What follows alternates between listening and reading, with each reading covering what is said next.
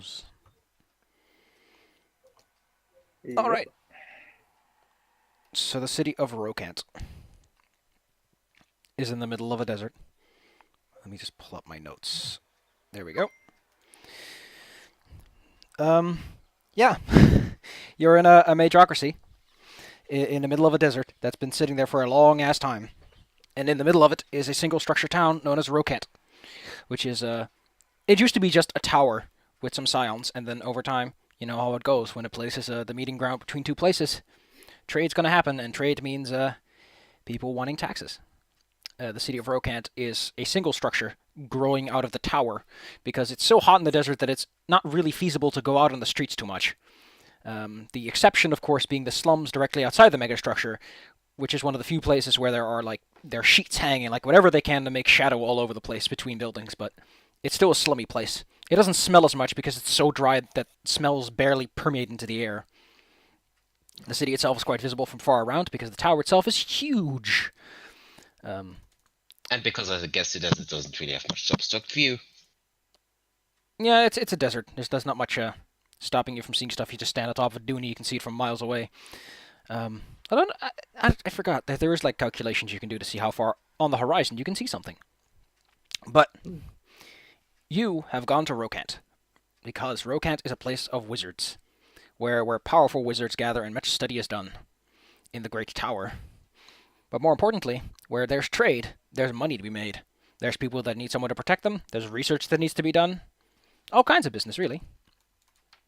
And so, I assume that you guys have hired a cart or something, or hired to come along with a trader all the way to Rocant. I doubt you're going to go and walk through the glass desert, if the name is not warning enough. Oof, ouch, owie. Yeah, Suffice to say, the burden animals they use around here are mostly either insectile or really weird bred horses and stuff. You're not gonna see a cow around here too quickly. It could be giant lizards as well. Yeah, just weird things that can sustain the heat. It's often recommended that if you go through the majocracy of Forlossa, that you travel by night and sleep by day, because at least you can wrap up warm to save yourself from the cold. But there's Rocant in the distance. You approach the city from the western side, meaning you can see the tower and the large structure sort of angling towards you as you come in ever closer.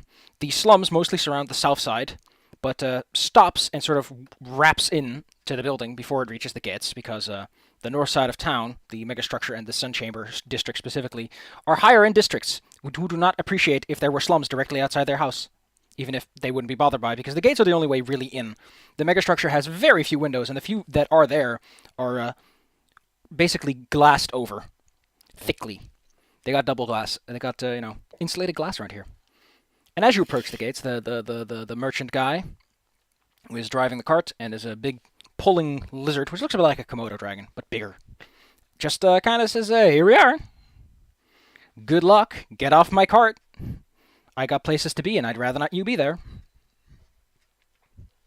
Alright. You are still outside the building at this point. You can see the gates. There's a small row of some merchants, which is surprising because the desert it all looked pretty empty. Now there's actual people around. And the guards in front of the gate are wrapped in thick cloth. They're standing on their multiple sheets that are trying to keep the sun out. But even under the harsh shadow, it's apparent that the heat outside is sweltering. Ugh. Well then, we're still outside the gate, right? Yes. Yeah. Well, time to get in there, or at least to the gate. Yes, we should get out from under this sun. Burns.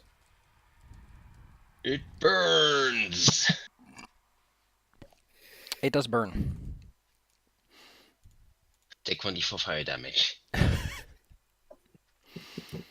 think it would be untyped damage, if anything. That was even worse. Well, the nearest shadow is either going into the slums, or you can try to see if you can get past the gates. Well, I mean, there is not to try to get past the gates first. As mentioned, the guards by the gate are wrapped in thick cloth. They have goggles on to keep out the sun's glare. They're also rather imposing. The two of you are small, but these are even taller than your average person. They are easily over 7 foot tall, and width to match, so to speak. You notice that they're. If you've ever been to like a toll booth, to toll sections of roads, it's basically like that. There are 4 main lanes. There's the out lane, the in lane for merchants, and then there's a small foot passage for like people that get dunked off the carts and have to travel in, or have to go to the slums for some reason. Because as we all know, the best way for a rich person to get something done is hire someone too poor to disagree. But you also notice that the sections, the doors themselves, when they open, there's this weird haze hanging in front of the doors, and you can only speculate that it's something to keep the heat out, considering, just opening the door would probably let a whole bunch of heat in and a whole bunch of cold out. Yeah, makes sense. There's usually all that waviness when there's a difference in heat. It's mostly because different temperatures, different pressures. Yeah. So you said there was one lane especially for pedestrians? Yes, there's a lane for pedestrians in and a lane for pedestrians going out. And as you would imagine, the merchant lanes are on the inside and the pedestrian lanes on the outside. Yeah, so... Yeah. I guess that's what we're gonna get through. It's probably not gonna be simple, but... Lead the way, Master Wizard. Lead the way I shall. And, so, how many people are there in this lane currently? Well, there's around 5 people. It wouldn't take too long before the lane starts scooting up. In the meantime, you get a good view of the nearby carts and the setup. You can tell that the towers that are directly beside the gates are well protected. There's like people moving up there. You hear a lot of ruckus coming from inside the building too. But eventually, you arrive at the front of the lane, and the first thing the guard asks you, before you can even say as much as hello, is that they ask for your business within Rocant. Yeah, what was the business again? Yeah.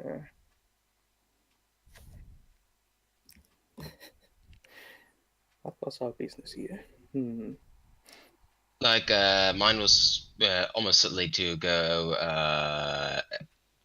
to acquire knowledge at the tower, so I guess that would count as education. Considering that, if I'm correct, let me just pull up Bitey's sheet real fast. I'm pretty sure Bitey is a criminal, right? A street urchin. You've probably heard that Rocant is a town that, because of its mercantile nature, does have a rather large thieves' guild operation going on. Interesting. Legal Thieves Guild? Quote unquote? Legal Thieves Guild? Like something that officially exists and isn't just like a band of... Let's just say that it's a layered thieves guild where you got the merchants and nice guys at the front, you got the actual thieves and acquirers in the back, and then all the way in the back you have the political stabilizers, as they like to call themselves. Alright, that kind of deal. The Rocant is a big city, so big business. Alright.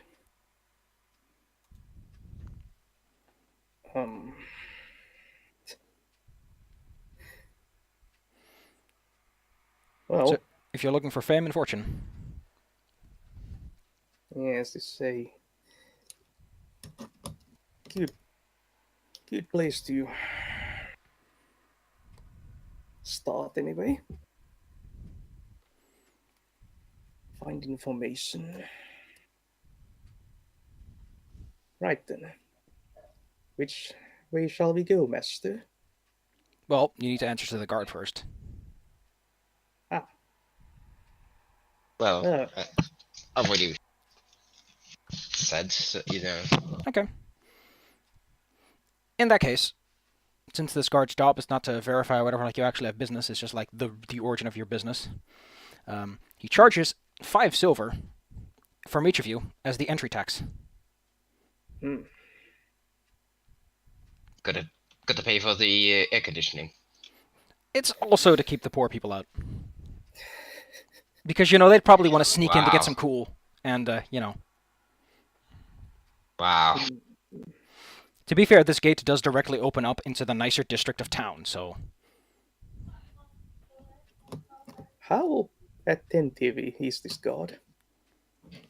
he looks mostly focused on the wizard, on Darby. Yeah, let's see, where is my purse here on my sheet? So, while Yeah, he's I've easily got five silver. so Thank while you. he's busy with the while the god focuses on the wizard, I will try to I'll say like pay him, but also snatch the money back. There'll be So a that on go ahead and give me a thievery check. let's see how this works. Oh wow! 18. So as he holds his hand out to collect the money, you drop the coins in, and then very slyly you drop your hand down onto his, as if you're like, you're kind of like you're putting it in his hand, you're making sure it's all there, and then you slide your hand back. And he closes his hand because he's like, I'm not letting you snatch something, but you've already removed the money by the time he does so. And because the wizard's money is also in his hand, he doesn't notice like an empty hand or anything. So he's like, yep, I got paid. Yep. And with that, he sort of steps aside and lets you pass. Well, Bitey is always smiling broadly. Maybe a bit too broadly, I'm guessing. Yeah, that's the lack of lips really kind of forces that. Ah, You can tell that this guy's probably that these guards see enough like weirdos out here. So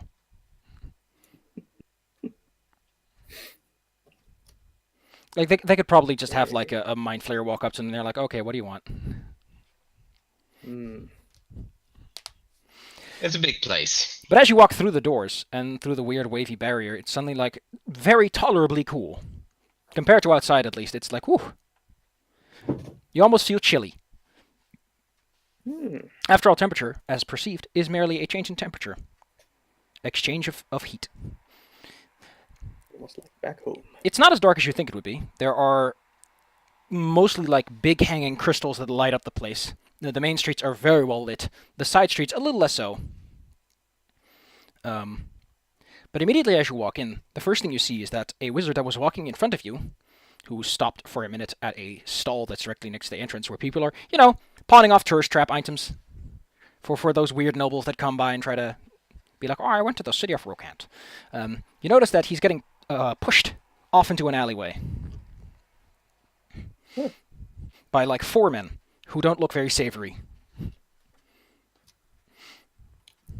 Well, I wonder why they could be doing that.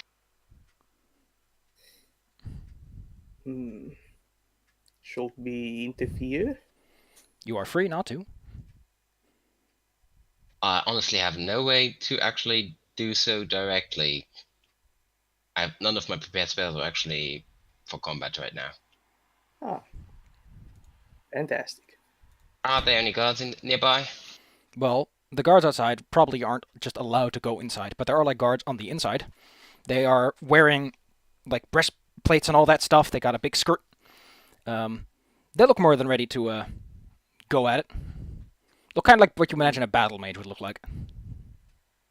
No, alright. I walk up to one of them and just say, hey, excuse me, I just saw somebody got pushed into an alley. Right over there. I didn't think that that they were being, okay with that. So probably something unsavory going on over there. The guard is a tall figure, around 6'5". He has a big beard. He looks a little older, and he also looks a bit like, oh, you people, you just come in and immediately think something's up. Because odds are, there have been plenty of times he's been asked to look away. So he just looks at his mate and he goes, fine, and follows you along. Where's this problem going on? Yeah, so I take him to said alley.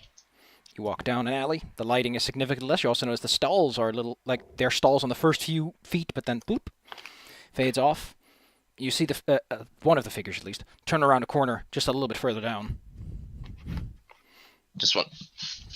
All right. I move down that alley just to make sure that I don't lose them. You look down the alley. You see the four of them. You see two of them standing near some crates. They vanish behind the crates, effectively making them impossible to spot if you just walk into these rather major roads. And further down, there's one, and then close to you there's one, keeping essentially watch. You start hearing a ruckus emerge from behind the crates. I call to the guy. Hey, you hear that? The guard is not an idiot, so he nods and goes, "Yep."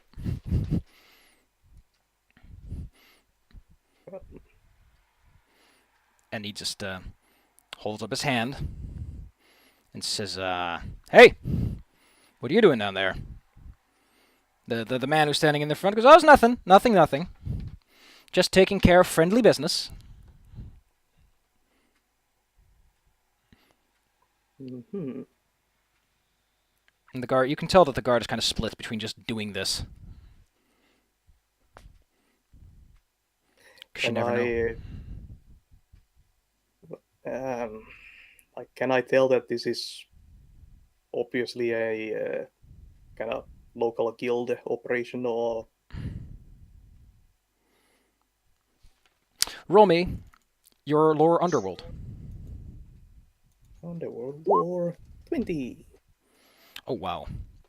So, you're not too familiar with how most thieves guilds are organized, but what you do know is they usually have like something identifying them that's like visible enough, like something like an armband or like a particular type of ring, something that shows, hey, I'm part of the group. These guys don't seem to have any of that.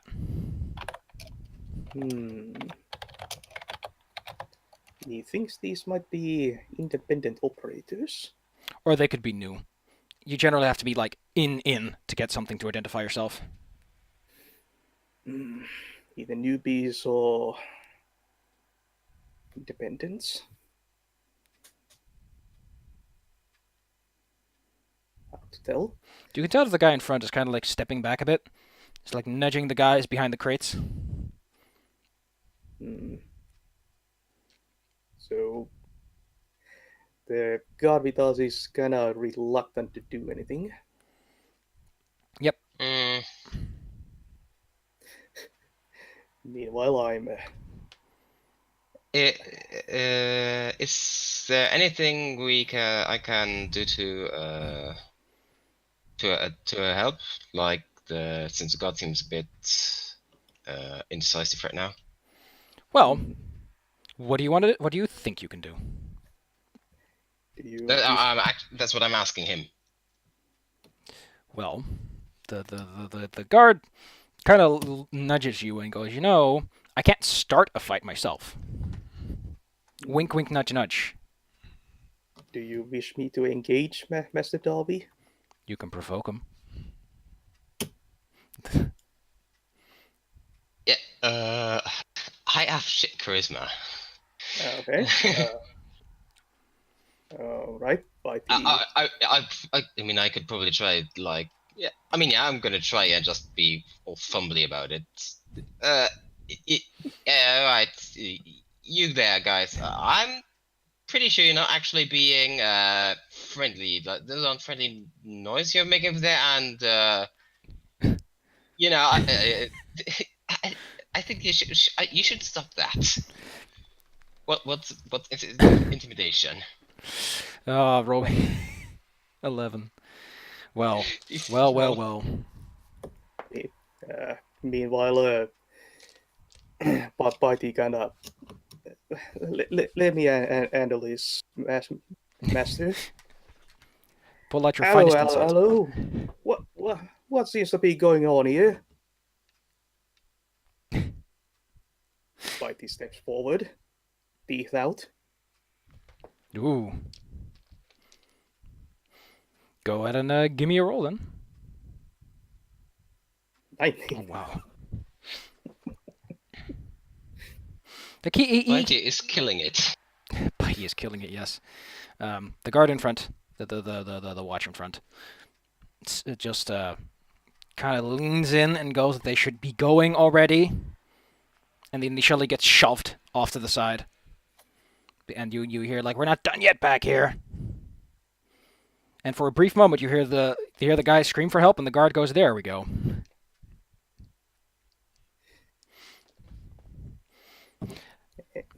All right then. So, I'm gonna set up the alleyway. Bop, bop, bop, bop, bop, bop.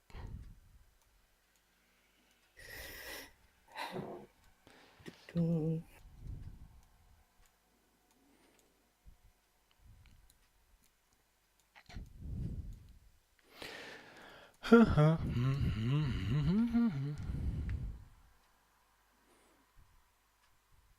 Oh wow. Oh man, I hate this. Anyway. Why are they so big? Oh, because I'm putting them on the map, that's why. Dumb me, dumb me. You can put your things on if you want, or should I have to do that for you? Here we go. Here's Bitey. Here's Dervy. Right. Got it. Yes, don't need Oh that. wait, I put you on the map like an idiot, because I did that again. There, now you're properly on the thing. Got it. Yeah, What's that thing? What the hell? Oh man, this is so goofy.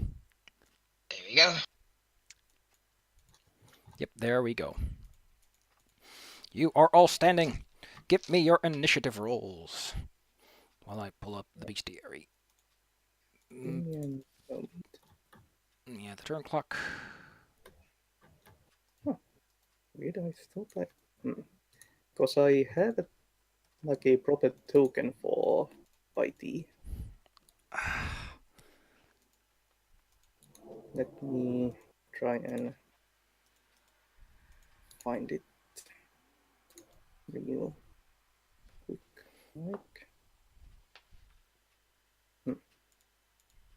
Okay, what the hell? I know I made a token for him. So where did I don't know. Disappeared. Do I just here and click perception 70.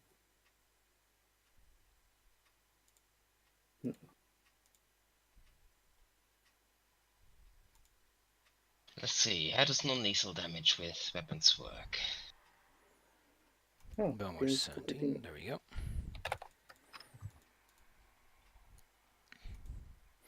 Ooh, Darby is probably gonna go first. Non-lethal damage. I don't know actually how non-lethal damage works. Let me just look up the index. I remember that originally was like a -4 to your attacks. Equally to do lethal damage with non-lethal weapons. I think they got rid of it. Non-lethal attacks 182 and 294.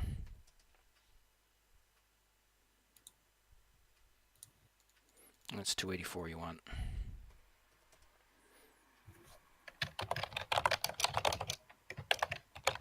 Which for some reason is the animal companions page. Oh, it's 290. There we go. Yeah, I've got it. Make non-lethal calculate the attack rolls result if you are untrained with the weapon. So just -2. Yeah, it depends on what you're doing. That's kind of funny. That's an interesting way to do it. And I found the token for IT. Anyway, Darby, it is your turn to go.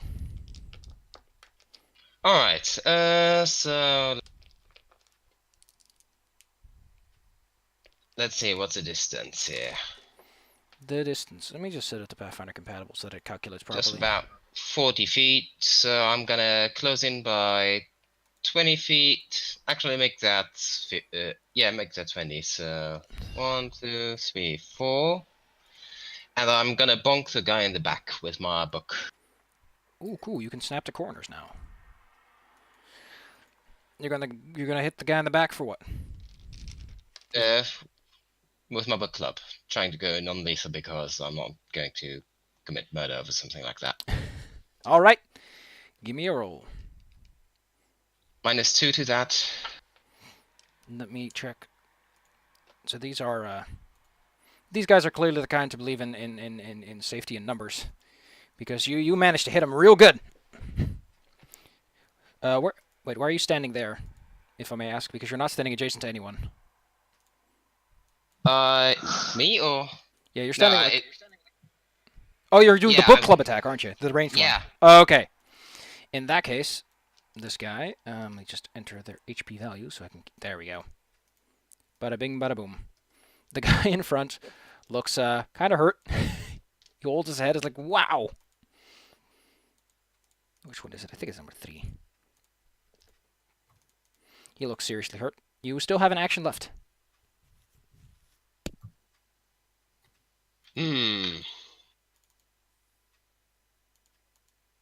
Let me see. What actions can I take during?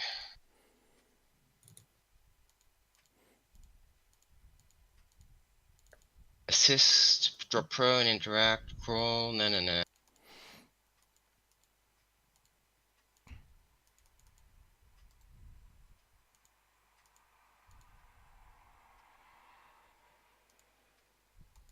Press yourself against the wall. No. I can move again, right? Yes, you can stride again. In that case, I'm just gonna move back again. You go in, you hit him with your book, and you swoop back out again. Hit and run. Where's he? He's on the tracker. Okay, that explains what I did wrong.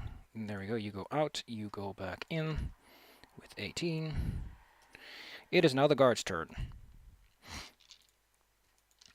The guard swoops in with a mighty charge and goes to make his attack.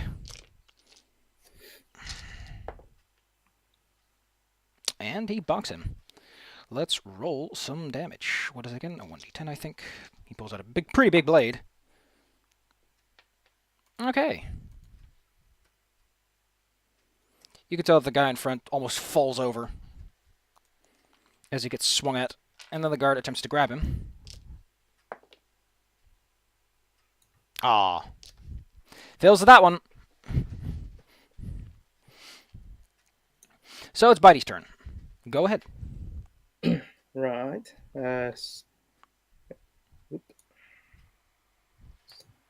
Something. Yeah. Bite is going to scamper forth and try to bite the guy in front of him. This fellow here. Go ahead. Bite. Attack first. Well, I got some nice news for you, buddy, old pal, old chummy, old friend. That's a critical hit. Nice. What does a critical do exactly? I forgot how they do it. Double damage. Yeah, but what the exact doubling was like was my question. Yeah. Do I roll the damage again, or is it just straight up doubled?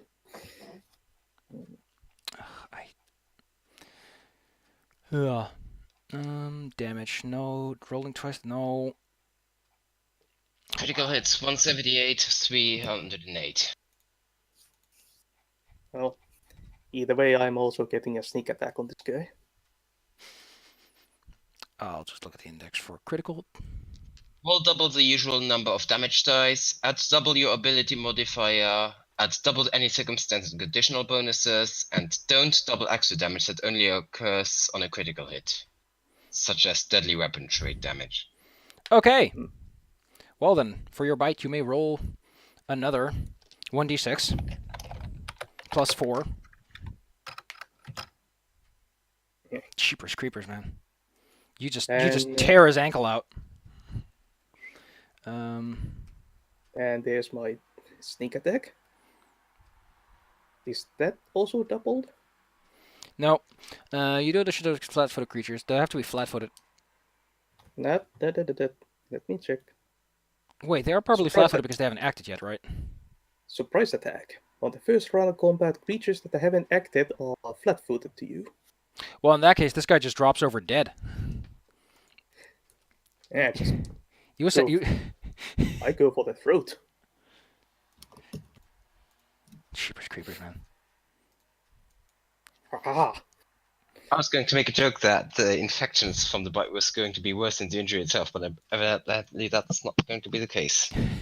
Jesus Christ. Let me just set Bitey's token up real fast.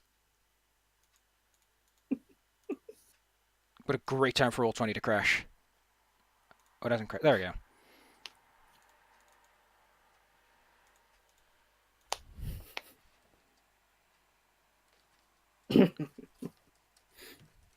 And what was I doing again? Oh yeah, your token. Oh my goodness. Why is it being difficult about me changing your token? You select. Oh, I have to upload my token first, because otherwise it doesn't want to let me. Thank you. Well, yeah. Let's upload it first and do the thing. I think you had to put the token on the map, then do something there to make it the default token. This sounds so dumb and like roundabout. Oh, great, and opens. Let me just put it. Okay, your token's on the ground. You select a token. Bam. Now that's Bitey. There's also a Bitey to the side. Oh, descending. Boom, boom. Boom. Okay, well, these guys are in a bit of a bind, as they basically had one person almost killed and the other person basically had their throat torn out. He gets to leave the initiative order. Wait. Don't I get more action? Oh, yes, you do have one more action left. What do you want to do with that one? Oh, I also can't control the token. And there's another one on the side. Oh, there, yeah. Okay, it should be controllable by you now. Can you? Yep, I can now poke it. Right, so I jump at the throat of the first guy and then swing my short sword at the already injured guy. So that will be attack 2, right? Yep. 18 and 6. Well, let's take a look. 18. Wow. Wowzers. Well, you sure know how to pick him, because that's another kill. Bitey just tears into people, it seems. I'm gonna have to roll a demoralization check because they just lost 2 dudes in the first round of combat. To a goblin. There's just a small green guy who just shot over, went hop, and then chop. And they lost half their crew. That's I call that for a demoralization check. Let's see. These guys aren't the most courageous heroes out there. I mean, wouldn't the second guy be just unconscious since he had non-lethal damage? Yeah. I forgot. Non-lethal damage would probably work like that. Overlaps and all. So, who's in turn? Okay, this person. I don't think there's actually rules for dragging, which some people have complained about. Like, what are the rules for dragging your friends? They reach over, they whip their arms around, and they're gonna make athletics check. Oh wow! They just. If you want some quick rules for dragging in that 5e game, we just kind of have to move at house speed, I think. Yeah. So they swing their buddy right over their shoulder, because they rolled a 20 on that one, and they just dart off. They're just like, get out of here. And then it's his turn. He's like, "Oh, scram." Let's see. What did I say about their escape? Usually like to do something for a proper escape roll. Unless you intend to chase. Do you intend to chase? Not really. Then they make it off. Yeah, I just kind of quickly glance at Darby, and since he's seeing he's reluctant, I'm also kind of standing my ground, wiping my mouth. Well then. Good gods, man. Could you be any more barbaric? Oh, you wanted them dealt with? Don't give orders you don't have fulfilled. Do I have prestidigitation prepared? Let me clean that up, and I just prestidigitate all the gore away. Alright then. Wouldn't want to walk around having a face covered in blood in the middle of town. Might be seen as uncouth. Right, you are. Anyway. And what does this fellow have in his pockets? Let's see. What does this man have in his pockets? How about you roll me? Let me see, what was the number of this one again? Roll me a 1d12 loot roll. On the 12, it's a magic ring. 3. Oh! Well, I think you're going to like this one. You find a very strange potion. Right. It looks very silvery, and it smells of nothing. Okay, I'll dip a finger in and have a taste. Disregarding the fact that this could just be liquid mercury, aka quicksilver, you dip your finger in and take a taste. It tastes extremely metallic, but not in like an iron way. It's like just very smooth. It also seems to be hydrophobic because it flows across your tongue like with ease, which would probably make it harder to taste. The potion has a label though. The bottle. Oh. There's not a label like in the potion. Yeah, I should probably read that first. So the potion bottle is just your average like stiff cylinder, like the boring kind. It just mentions this for a quick escape, or to really rattle your foes. Take a sip and go for it. A quick escape. Interesting. The bottle has the price still marked on it. It was apparently worth 25 gold pieces when it was purchased. Or perhaps that was the haggling price. Who knows? Well, I'm pocketing this thing. The thing is labeled, by the way, as Time Brew. Time. Okay. That was a waste of money. Should have invested it in something. I don't know. Better armor? Neck protection. A corchet. As you do this, the wizard over in the corner sort of reaches out and begs for help. He doesn't look too good. Hey, God. The guard just kind of looks over to the wizard and goes, "Oh, yeah." Like, he thought there was just this guy and they were just beating someone up and it wasn't a big deal, but you look at the wizard real brief and you notice that the wizard has his throat partially torn out. Ah. Like, they roughed him up real bad. I'm gonna try to, if I can do some first aid. Go ahead. Give me your medicine check. Okay. You managed to help him out with his wound. The guard rushes off to get some more professional help. There is a church in town, after all, and a proper like medical installation. And as he does so, the wizard holds up two things for you. He holds up a note, and he holds up a tome of sorts. The note simply states an address. And through his bloodied wheezing, he goes, "Today! It must be delivered today." All right. But first, let's wait for actual medical assistance. All right, we wouldn't have to want to just croak. Mm-hmm. Alright. It doesn't take too long. Is the address anything there familiar, like a big address that would be a main road or something? The address references a location, which is it's mentioned to be in the Sun Chamber, which is like the highest end district of the town.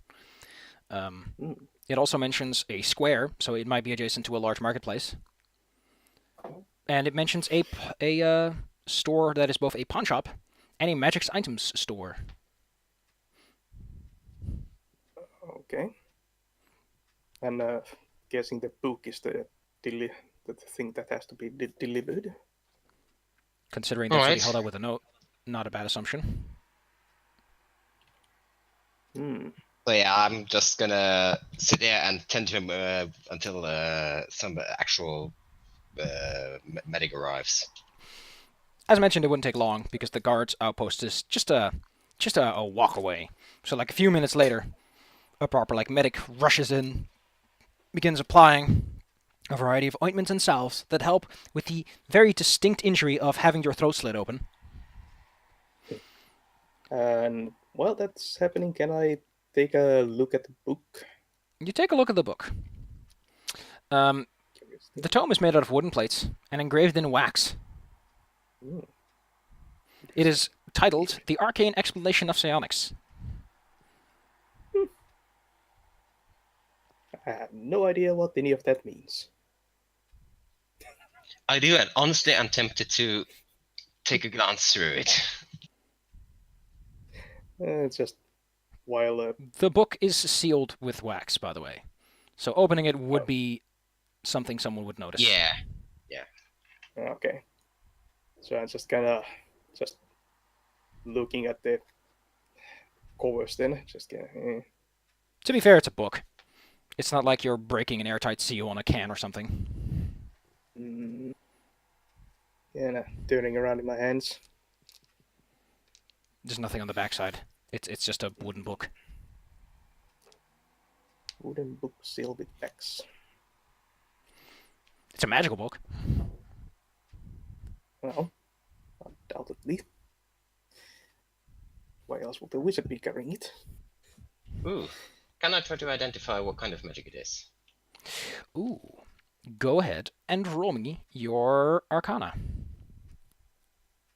Would occultism help with this?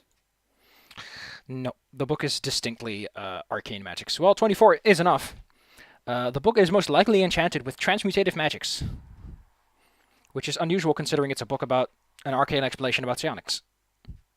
I'm guessing that means that it's probably some kind of book that just keeps adding more pages to itself just so it's bigger on the inside or something.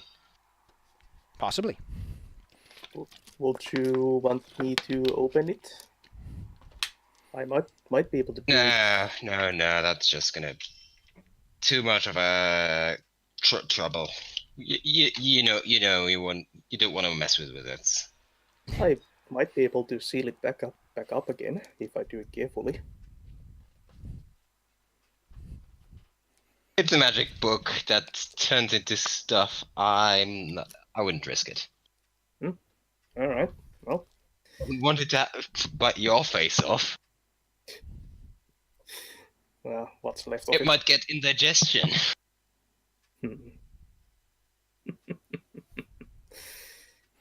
The wizard by this point has been taken away. They're gonna take care of it. I excuse myself and head off to that district. The Sun Chamber is not an incorrect name to call it, because it actually has a large glass dome, which is very impressive and segmented to a degree, because making glass that big is kind of hard. The glass itself appears to be matte, so it diffuses the sunlight so it's not too harsh on the environment. The glass probably absorbs a large amount of it. It might not even be conventional glass or some sort of crystal instead. But it makes the place very bright compared to the rest of the area, which is artificially lit. Here, there's just sun. And you enter the main square, which after some directions from the local guardsmen, you manage to find yourself at the main square, which is very much where the big leagues hang out. There's people in fine robes. It's busy in the streets. There's shops with just very immaculate armor in the storefront, basically. Sounds like the place to be. There's even a small stage where some bards are performing and receiving quite a bit of payment for it. It's a happening place. So, Happening. where's this shop the note mentioned? You notice the shop. It is on the north end, closer to the tower. I just realized I forgot to give the shop a name. I give the guy who owns it a name. Magic shop. Magic Shoppy. Ye olde We do magic double shop. consonants and an E at the end here. Yep. Ye olde magic shoppy. The place is called the Aged Flask. Right on. So as you look inside, you see that the person behind the counter looks to be human. And a lady. The store isn't closed anyway. You can enter if you wish. I'll do so. It's a store. It's meant to be entered. And the store itself is kind of a pawn shop of sorts. There are magical items that have clearly been created. There's like a little section of like, these are things I make, and the rest is like things I've bought from people. This is clearly where high-end adventurers sell their high-end wares.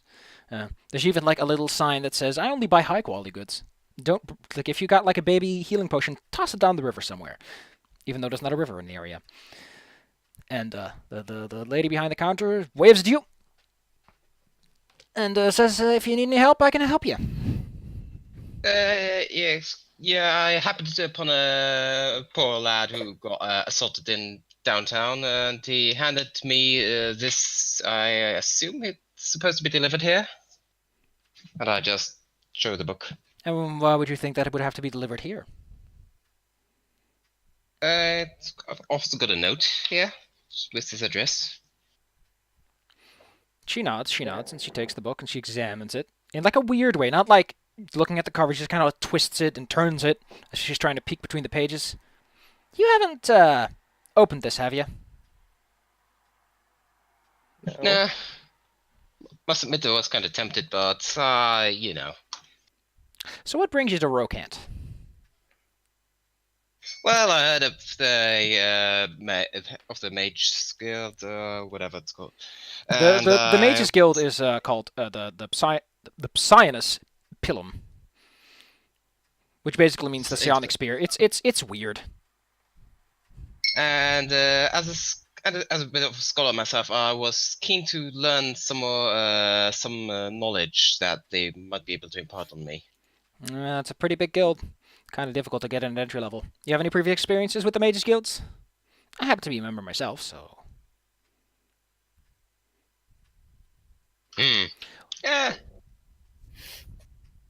Yeah, it's quite a bit. I've been, well, not so much as a mage guild, but, you know, back home in my dwarven hometown, I've been part of the Archivist Guild, you know, maintaining the local the records and all that stuff.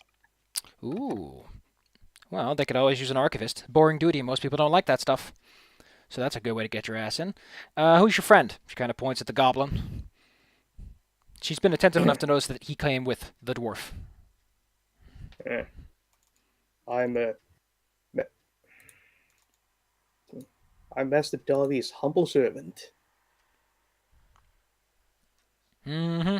Yeah, they just kind of settled me with him. I don't mind him too particularly much, as long as he doesn't, you know, get too brutish.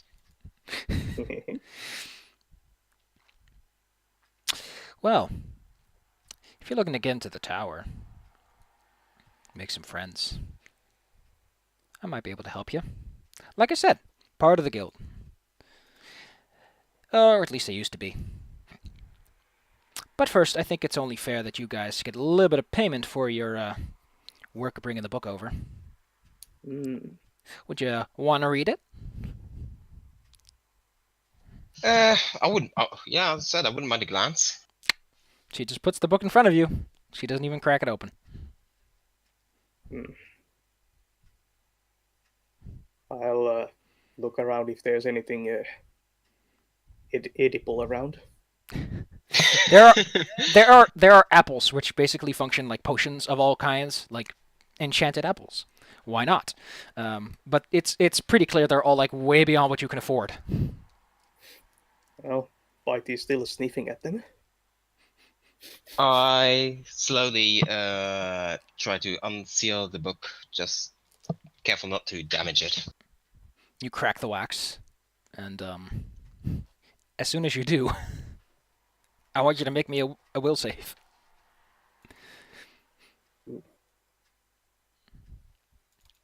Whew. So, you were effectively hit with a polymorph spell, but it doesn't work. So on the plus side, you're not turned into a cat for an hour, which is what she explained was the plan.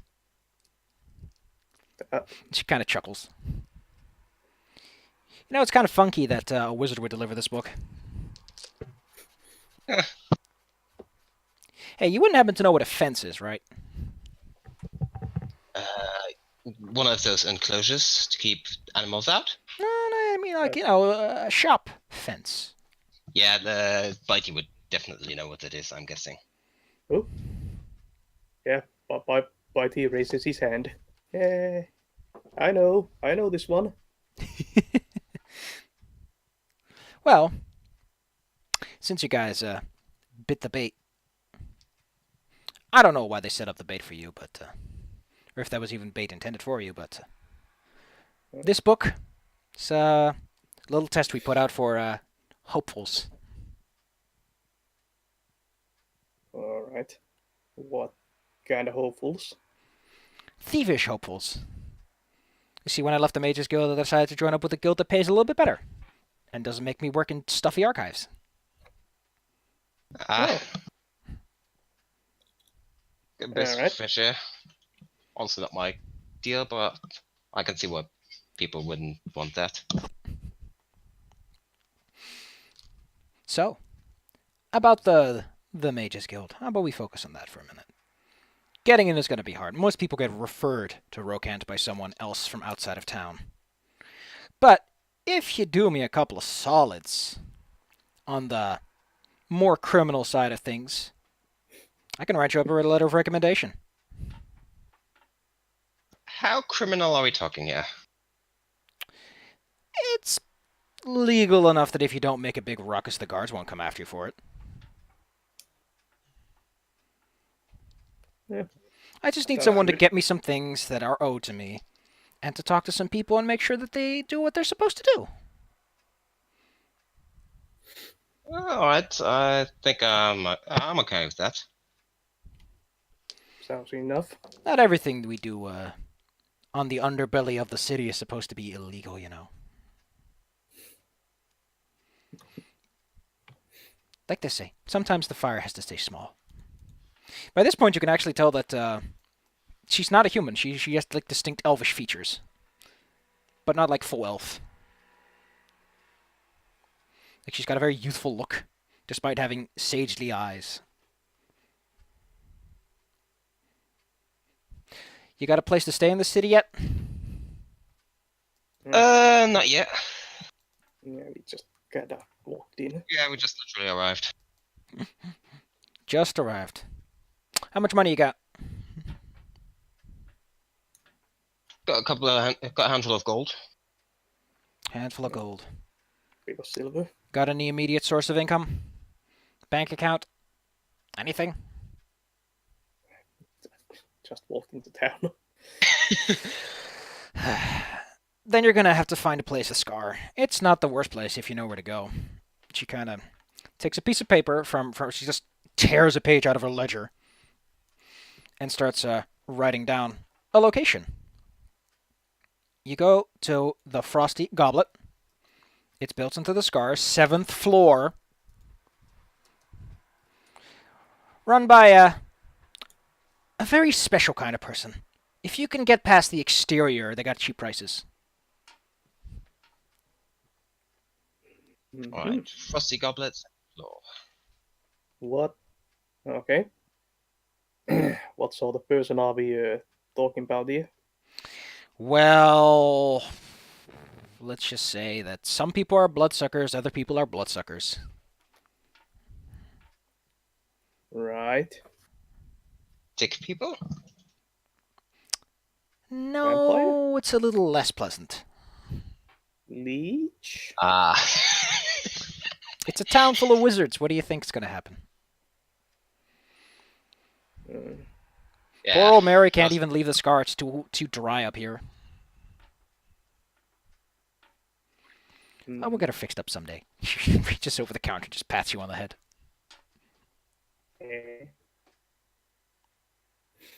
Now then, Why DC is perk up?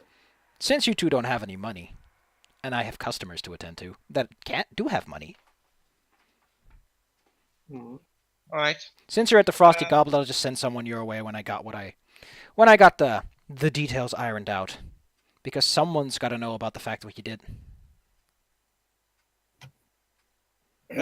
Before we leave, I don't believe we got your name.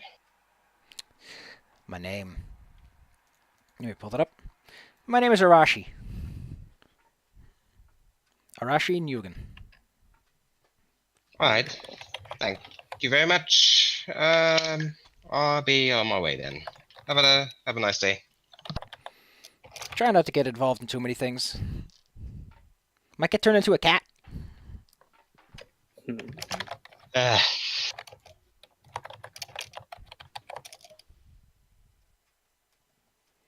Well, guess we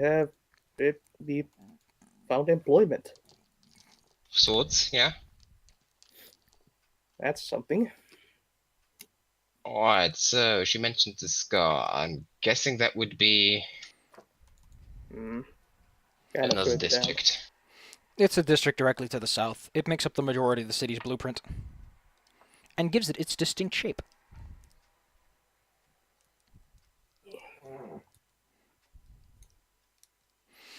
So you're gonna head over to the Scar. Guess so. I suppose so.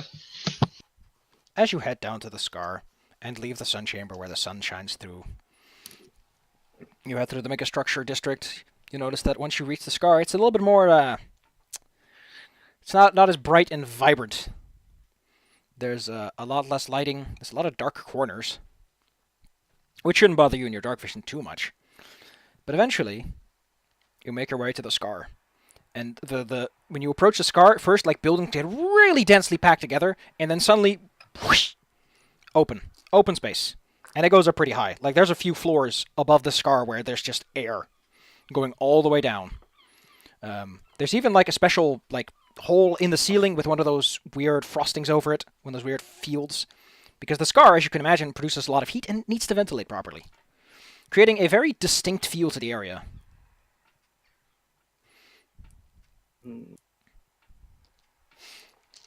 So, as you stand at the edge of the Scar, you notice that there are, according to the map at least, there's like 3 main elevators that go down.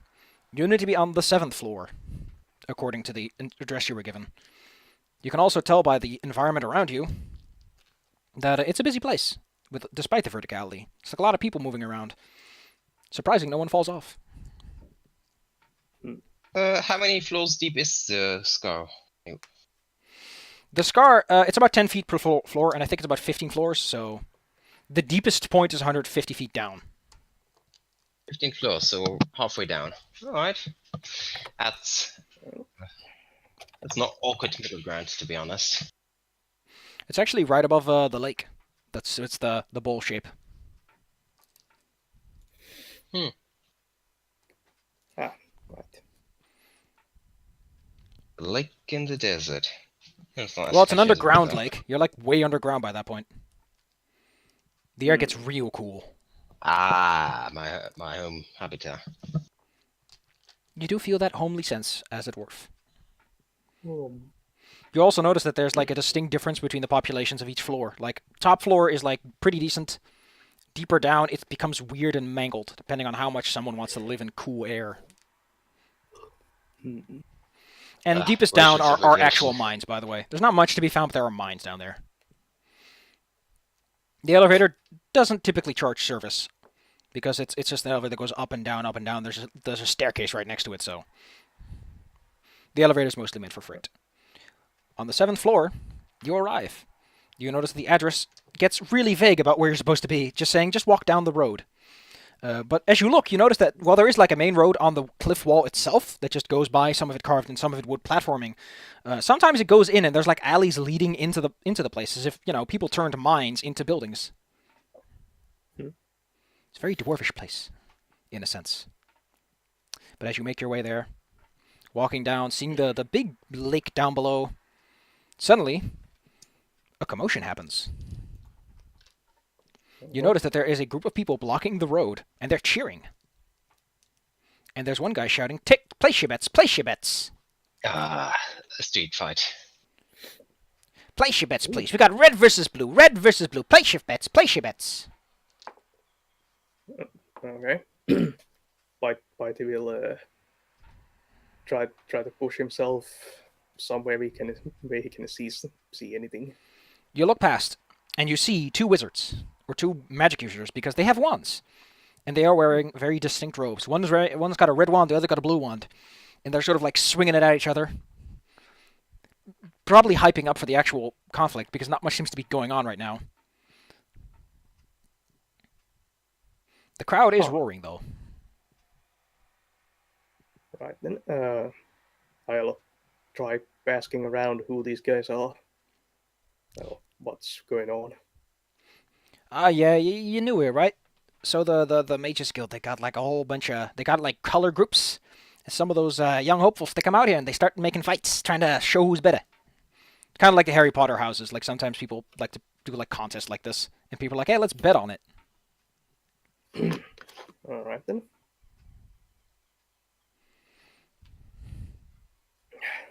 So it's semi-literal dick waving. Yep, except it's with wands, and hopefully no one dies.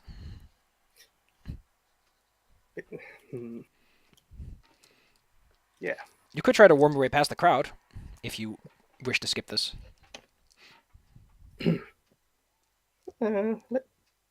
Let's see what sort of people these wizards are.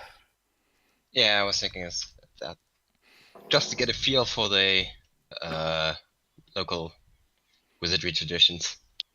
So, once more, the guy says, final bets, please, as you will watch the wizards are actually, like, starting to charge up their wands. I say charge up, by the way, there's no, like, lights, it's just like they're doing gestures and you can sense that something is happening. What was that, buddy? Can I gauge these two and kind of You want to appraise them?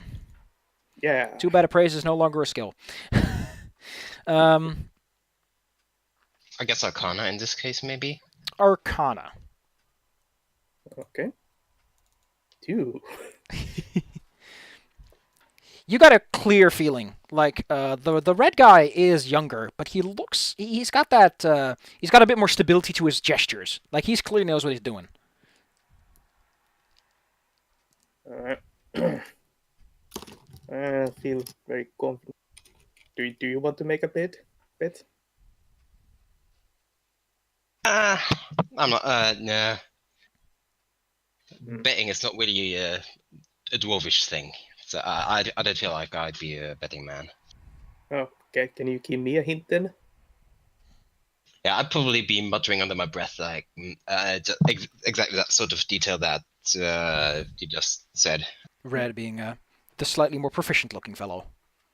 Okay. How big is the betting going on here? Because I could throw like 5 silvers for the. Oh, you're in the scar. It's like anything goes. Alright. I'll. Somebody probably also betting a goat or something. Yeah. Probably like old friends. Like, I'll bet you a goat. So yeah, I'll bet. I put 5 silvers for the red guy. 5 silvers for the red guy. He takes your bet. He writes down a 5 on a little piece of paper. Very distinct paper, and hands it to you. And then it happens. Red versus blue. As they begin a very odd process. At first, there's just like distortion in the air between them as they sort of stab and weave. But then you start to notice like the air is getting very awkward. Ooh. Red seems to be losing. He's slowly getting pushed back as the youngling puts his back in it. Oh, as I see this, can I shot just an intimidating glare at the blue guy? Go on the ahead. sidelines? I want stealth and intimidation. Because if someone notices, you might get shoved by someone who bet on blue. Stealth 10. Go ahead and roll me the other one. Intimidation. Intimidation. By the time anyone notices, blue has already felt like the shock of this small, lipless creature staring straight at him from across the room. Oh. They seem to get a stalemate. The crowd's like, oh, come on! Ooh! And suddenly, blue just falls over as the whole situation just whoosh, he falls into the crowd, and the crowd just goes, wah! Oh. Intimidating glare. Oh.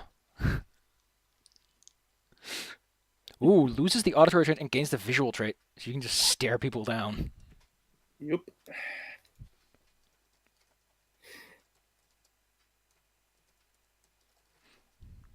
Well, as the situation resolves, you see that the Red Wizard is gloating, like shaking hands, and I win. Because even though he looks senior, he's not that much senior. And you are paid out your 10 silvers. Oh, sweet.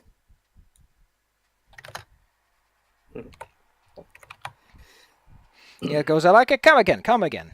Always fun down here. And with that, the crowd slowly disperses as everyone collects their money. Or goes I want my money back. Despite having lost. Well, White is grinning happily. More happily.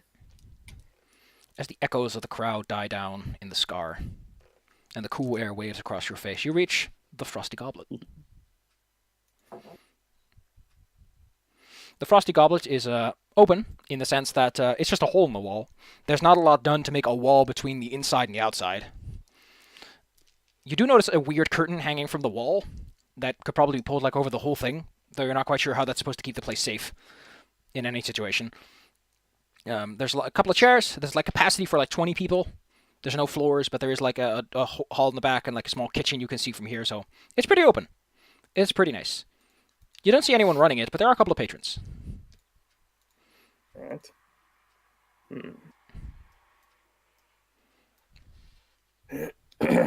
Well, try to track down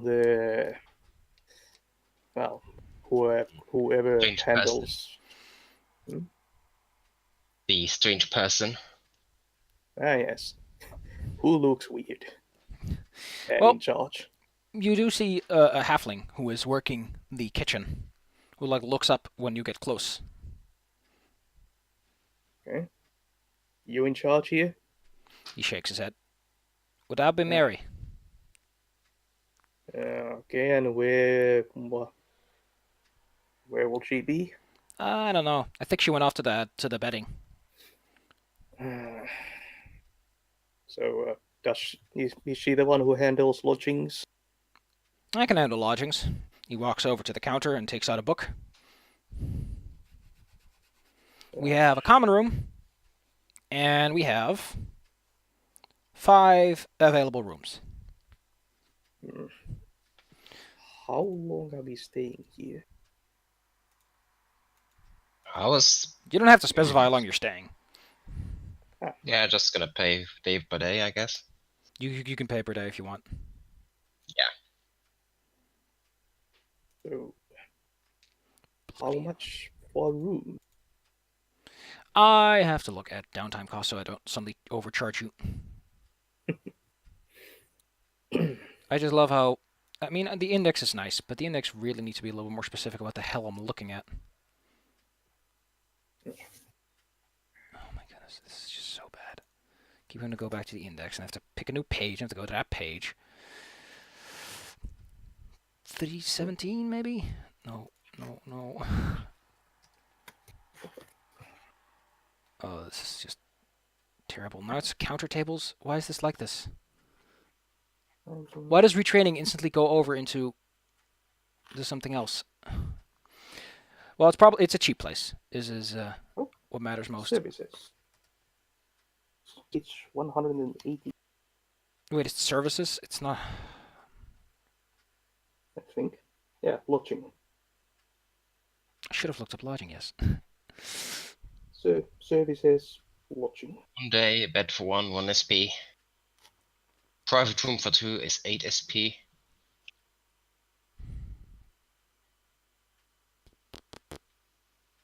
Floor space with 3 copper. I found it, yeah. Let's take a look, see. Oh, this floor space bed for 1 SP. Yes. You essentially pay like a silver piece a day for a room with 2 beds in it. It's pretty cheap, but it is kind of clammy down here. Okay. So 1 silver piece each, or 1 silver piece each. right? Ching. Okay. I hand over my silver. Thank you. He takes over the silver piece and doesn't hand you a key. Probably don't have locks down here. You got room number, let's just say 1. Yeah. If you look down the hallway, there are 6 rooms, one of which is probably owned by the innkeeper. Or it's a storeroom. You never know. Right then. Oh, there she is. He kind of points behind you. You see Okay. something that honestly would strike you as disgusting, as something that any wizard who can do it would probably sacrifice all the spell slots in the world to make this go away.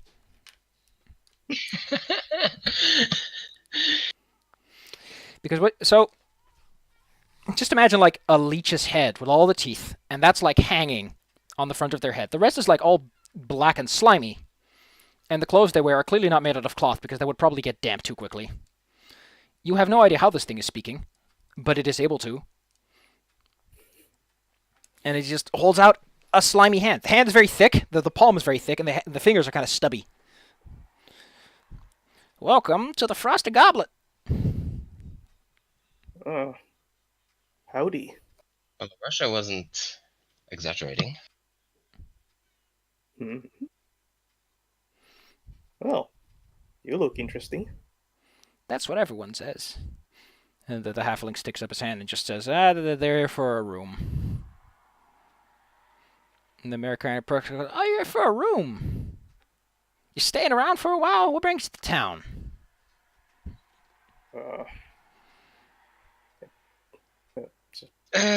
We're basically trying to get in with the local guilds. Russia recommended this place for us. Aw, that's so nice of her. Always recommends the nice people. Yeah.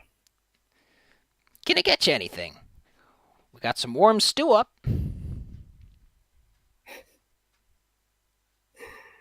What kind of stew? Just how I like it. Nice and meaty.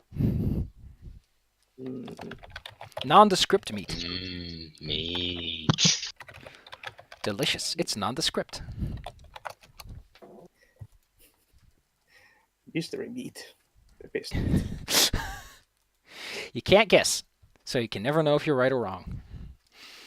But as this goes on, you can't help but feel a little bit nauseous just looking at this thing. You would not describe this as a person. As rude as that sounds. But it is very rude. You're not even sure how this thing eats. Probably like a snake, maybe. But as you wait around, a messenger comes in. You took your sweet time getting here, so the person looks around and kind of shouts, and then just realizes that he doesn't have a name to shout. He just goes, anyone here expecting mail? Do you come from the Sun Dome? Yeah, I came from the Sun Chamber. Or at least the person who gave this to me came from the Sun Chamber. Yeah, that's probably for us. You were handed a letter. in which you are given a simple instruction. It is to acquire an item from a store. The store in question, according to the letter, because for some reason they feel like giving a little bit of backstory on this one. There is a golden clock located within the store. The clock itself A is golden. Oh, I thought that was a golden gun. not a golden Glock. That's cool. To be fair, I don't think a golden gun would work too well. Soft metal and all. The golden clock was supposedly offered up as collateral for a loan. Let's just say that the person in question defaulted on said loan. And now the clock is to be collected. The person has refused to let it be handed over, and they can't really call the guards on this one. Or like a legal requisition paper or anything. So they kind of want someone else to go and pick it up. The clock is located in an arms store known as the Sharp Dagger. What size of clock are we talking about? Like, Oh no, wait, it's called the Golden Century. There we go. Wrong page. is it like a desk clock or a grandfather clock? It's a clock you could put on a desk, but it's not like small enough you can put in your pocket. It's pretty big. And is it made of solid gold, or is that just a fancy name? The description doesn't mention that. Right. So In fact, it might just be painted gold. So it's either light or heavy as sin. Great. The reason they need you to collect it is that the store is known to have strange traps in place. Well, of course. I can't imagine why anybody wouldn't want to go into such a store, to be honest. Imagine going into IKEA and then at some point you just drop down a pit. Pit trap. It's just a random pit trap in a store. Where would it go? We're in the desert. Want to engage the customer. It also has like the address to the Golden Century. The messenger holds out his hand. It's like a tip. Got any tips? Yeah. Can give him a handful of copper. You give him a handful of copper. He kind of goes, "Oh well, should have expected that." Actually, I did have, yeah. I should have a copper knuckle duster for that pun. Oh no. What? And full of copper. A fistful of don't get it. dollars.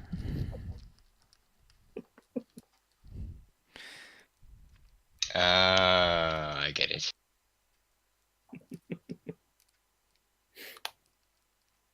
A handful of policemen. I guess you could just hold the money in your fist to give it a bit more weight. But anyway, where was this Sharp Dagger? The shop is located in the megastructure, not too far from where you go headed into what is officially known as the Scar area. So, back up again. All the way up the stairs.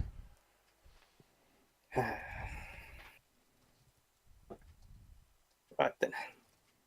Shall we go? And look this place through. Do you want to go there while it's open? Wait, yeah, should probably wait. I mean, we could, just take a look at the place first, just to see what to expect. Yeah, that was good. Yeah, case the joint first. I love that. Case the joint.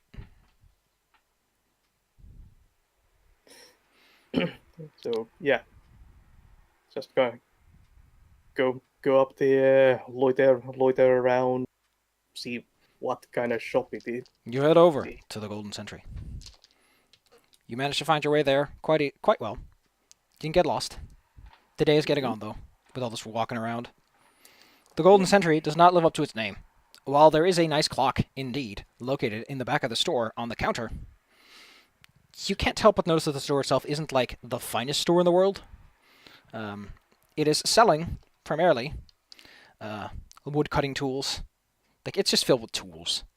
The guy clearly makes them himself because there's a small smithy in the back. Alright. And can I identify any traps lying around?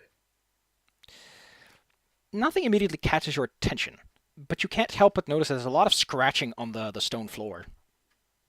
Hmm. Like as if someone was carving something in, but you can't quite make it out without drawing attention to yourself. I'm going to detect magic just to make sure. You detect magic. The magic energies are quite interesting. There is a sort of like imagine if someone has like a little whirlwind and they throw like a bunch of dust, like a snow globe. It's like you sense there's inert magical energy that could spark to life at any moment, just filling the room. Okay. How many people are in the shop? The shop's not too busy. There's like 1 or 2 customers. Okay. Can I make some kind of distraction with the shopkeeper? What So kind of that- distraction are you thinking about making?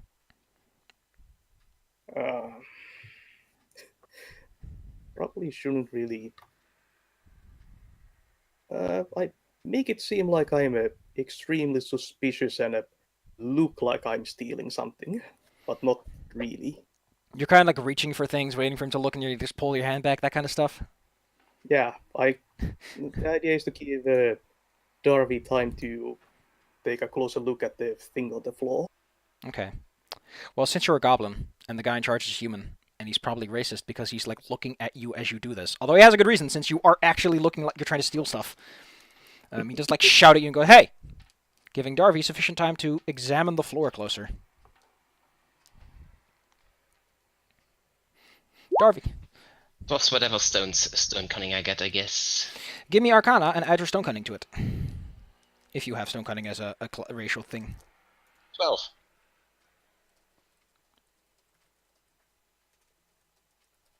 12. You're able to figure out that whatever has been carved into the ground, it's a very primitive, like, it's not very refined, but it's a spell of some sorts, and it would affect the whole chamber. To the best of what you know, it might trigger if someone touches the ground directly. Might be an alarm spell. Yeah, could be. Alright. The floor is lava. Yeah. At this point, the guy behind the counter kind of rushes over and says, Get out of here! To the goblin, who's constantly trying to touch his things. I'm just looking around. What's your problem? Just looking around. You know, the usual people that come to my store, they don't wear armor. Yeah. I have sensitive skin.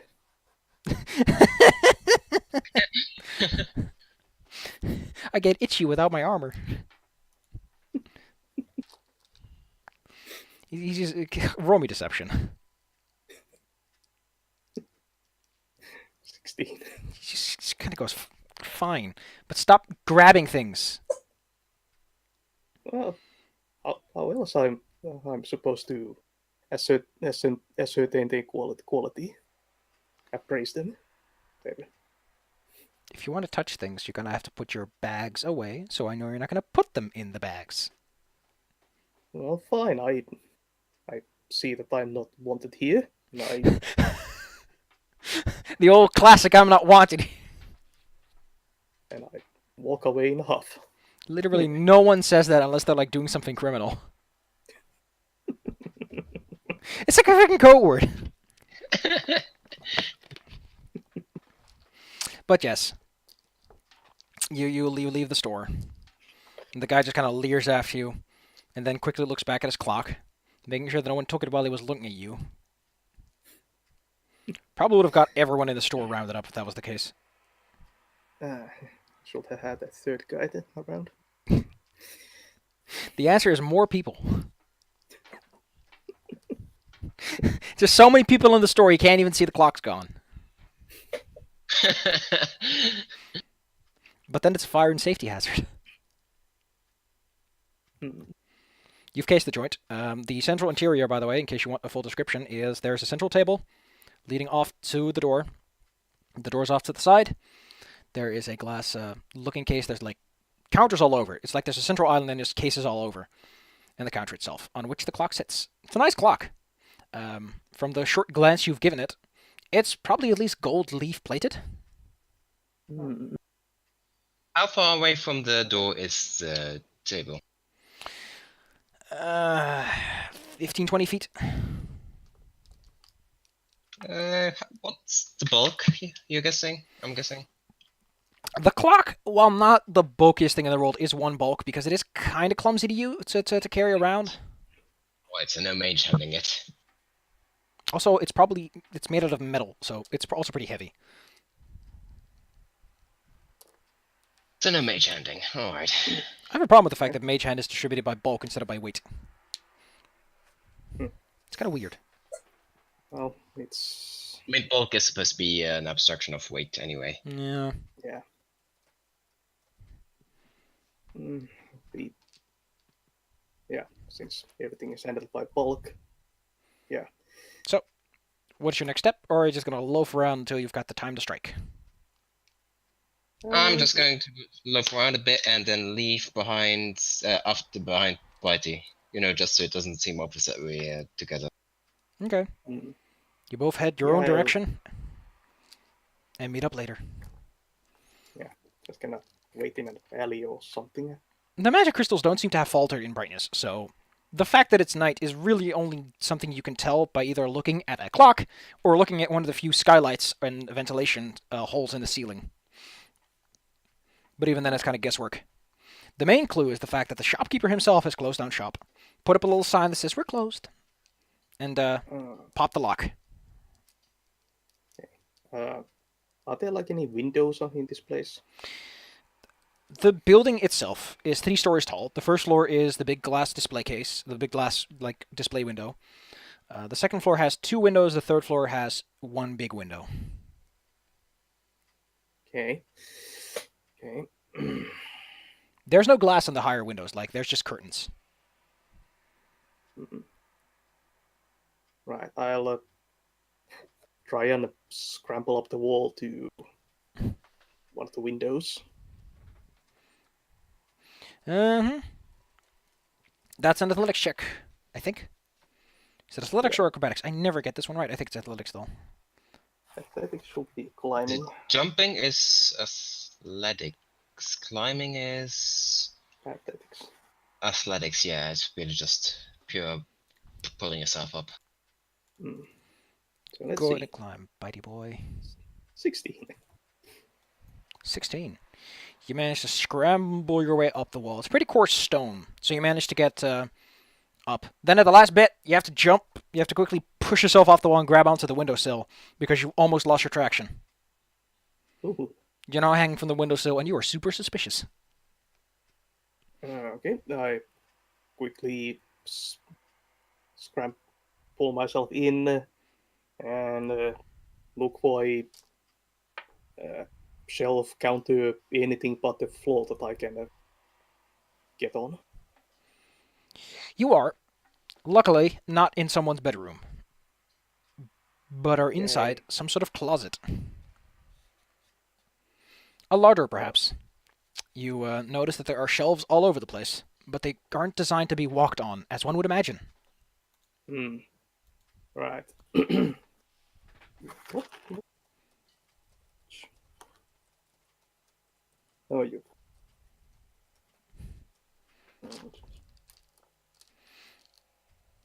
So I'm going to need an acrobatics check if you want to make it to the door without touching the ground. Yep. Okay. You actually managed to clamber your way right across. What is Darby doing on the outside? Are you keeping watch or something?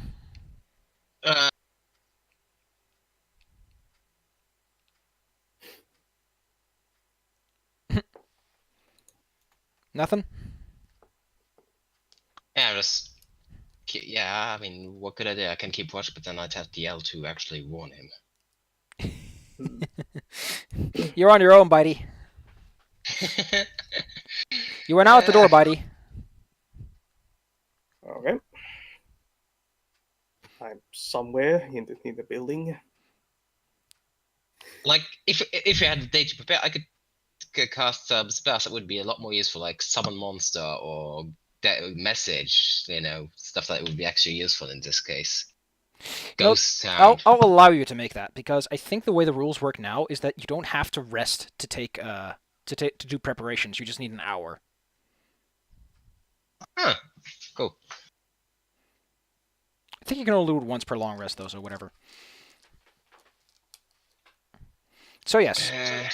I would have left a rope hanging a window, I guess. If you have a rope, you can.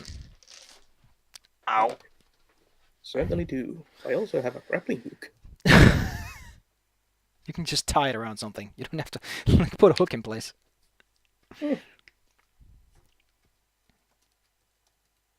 So yeah, if Darby wants to follow, there's a Let's see. First level 0. Animate boom, bloodseeker, bobcat, dog, dire rat, fire beetle, pig, pony, viper. So, what's a bloodseeker?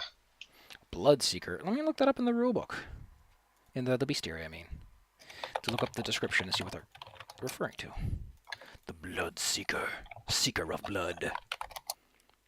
Bloodseeker. Sturge. Oh! Oh, it's one of those insect things. One of those big mosquitoes. It's not really useful. Let's see. It is a tiny creature, so it's very small. But it can fly. Yeah, none of these would even be able to carry the clock except mainly for the pig or pony, and neither of those can really stealth their way in. Yeah. An imp devil would be useful, but I'd have to be 2 levels higher for that. Well, it only has a strength -4. It could theoretically carry a bulk.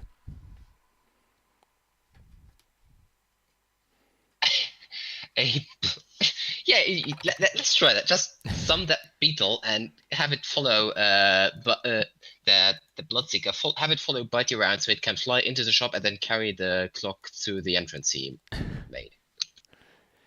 Oh my. Actually, the beetle might be a better option. If you can summon a fire beetle, right? Yes. Fire beetle is small, flies half speed, like 15 feet per round, but it has strength +0, so it could carry the clock with ease. Ooh, perfect. What about the fire part? It's more like Firefly in that sense. It doesn't actually do fire damage. Okay, so it just attracts attention to itself. If it can emit a bright flash if it wants to. Okay. Okay, so Bitey has a firefly friend. Yeah, you just open the doors and the firefly friend will just take care of the floor is lava part. All right then. Yeah, I'll open the doors for Firefly. You open the door and you're in a hallway. There's stairs going up and stairs going down. Okay. Can I see any? So from what we saw when we visit the shop, did I see any stairs? In the back, yes, behind the counter. Okay. Were there any doors in the way? The way it's set up now, there's like a door that is on the stairs going down. Okay. Like a trap door. I still have one door to open. Mm-hmm. Okay, I'll try to make my way towards there, while keeping an eye out for any traps or other trickery. Roll me stealth. God. 20. You're rolling good tonight. Question. Yes. The message spell has a range of 120 feet. Does it require line of sight? Does it specify? No. That's But funky. usually magic does, so I'm not sure. Message. I'm surprised it wouldn't specify that we need some sort of line of sight. Message? I'd say no, because that Yeah, limits its usefulness. I'd say it'd be like some sort of line of sight. Because I'd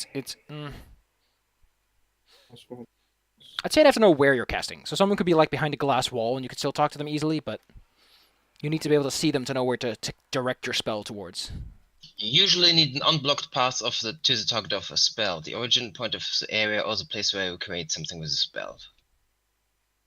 Yeah, so that's something you usually need. Oh, the message spell. There's a in the midway. She can give a brief response as a reaction or as a free action on the next turn if she wishes, but she must be able to see you and be within range to do so. So if I want to respond, then I would have to see you. So I don't know if that's Okay, then we'll assume that Yeah. you can send, but you cannot receive. Mm.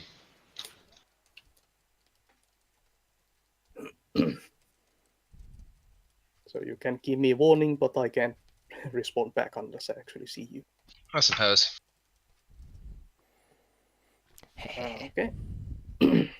So I'm stealthing my way towards the door with a beetle flying behind me or riding on my shoulders. Whatever. The door appears to be locked.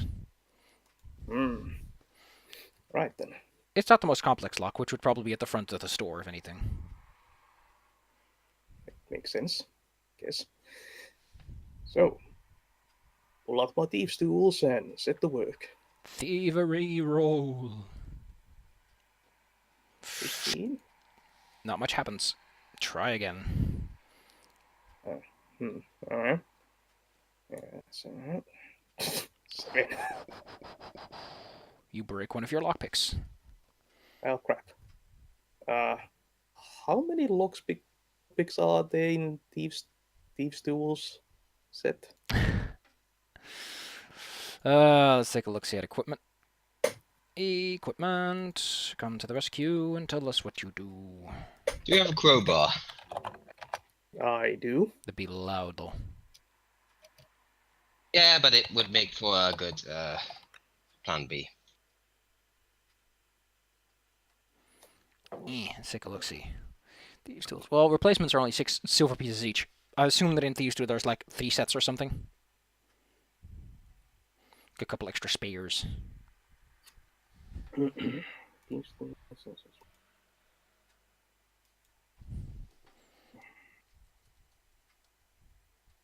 Anyway, I'm guessing that's a DC 20 door.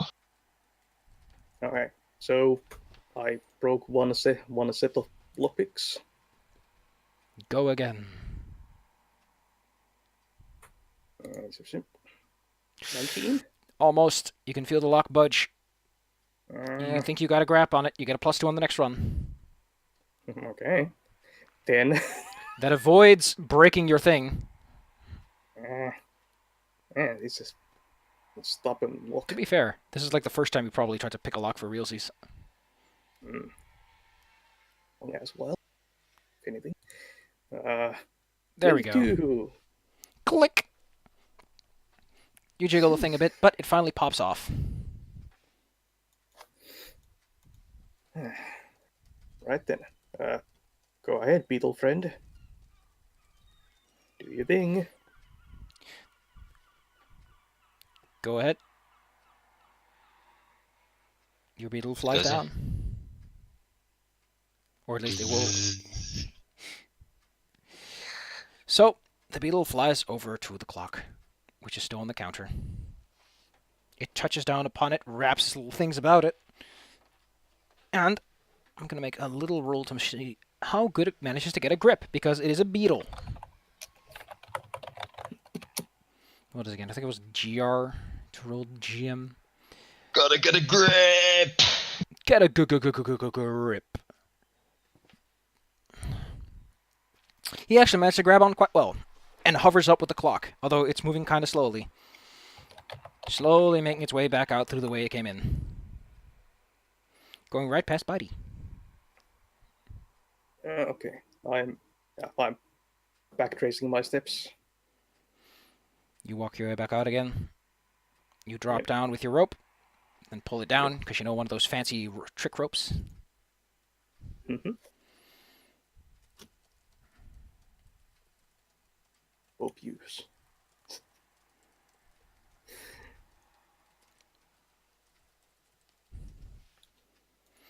And so you now have the golden clock. All right then. And we didn't steal anything else. No. That was your decision.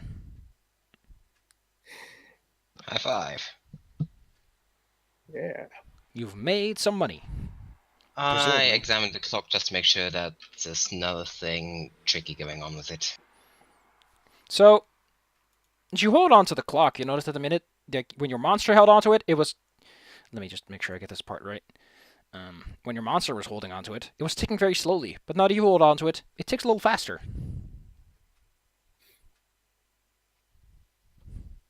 Is there some sort of latch to open? There is a latch in the back you can open up, yes.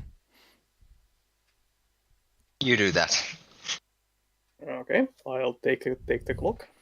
Does it do anything else weird? It explodes. It was a time bomb all along. No.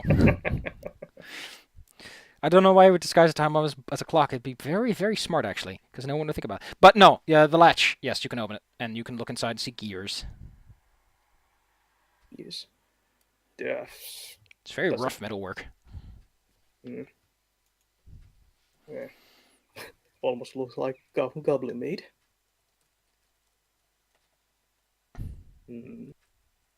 This doesn't look very fancy. So, does it tick faster or slower when I craft? For you, it ticks slower, but not as slow as with the beetle. Peculiar. I detect magic. The clock has some sort of divination magic cast upon it. Can So I? I'm guessing it just ticks down to how long. The opposite actually. How long somebody has. No. Go ahead. Is it? Like how long somebody has to live, but then you'd assume that longer-lived creatures would have, slower ticks or something. Roll me Arcana. Is it occultic? You can go ahead and give it a shot. It's pretty funky magic, to say the least. 5. So, you have this idea that it might have something to do with person's age, and you think that might be right. That it ticks differently depending on a person's lifespan.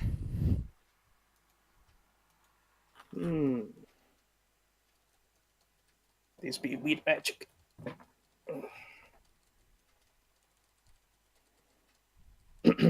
But I don't feel weird or anything.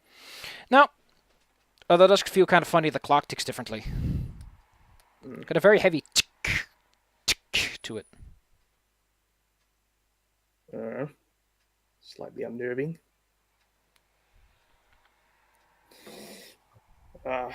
So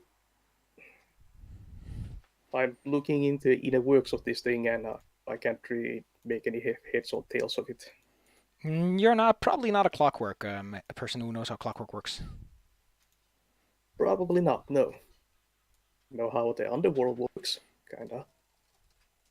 I guess I could make some sense of it with crafting, but probably nothing of really relevance to the actual magic of it. Yeah. I do have crafting.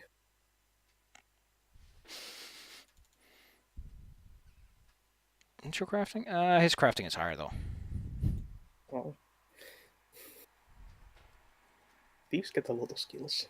I mean, I could try.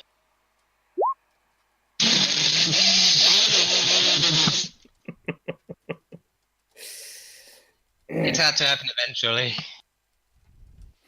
Oh my goodness. Oh, it All actually the puts a little thieves arrow fail. if you got a 1. Okay. You're pretty sure this clock's actually just broken. The magic's just incidental. Well, whatever this thing is, then. Okay, I close the latch. Put it in that bag.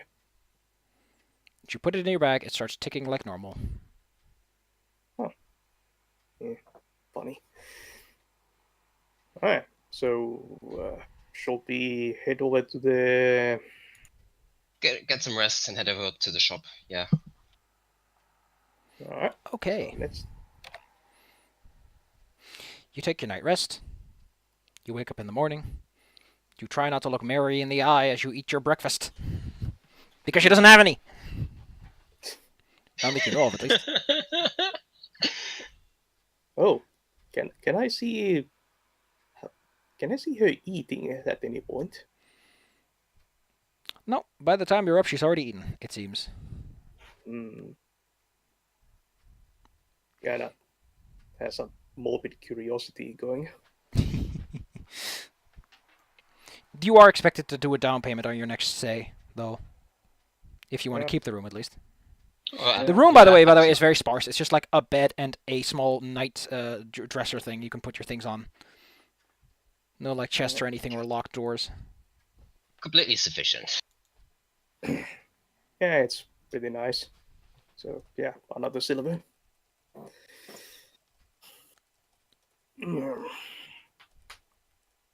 Better than some of the places I slept in.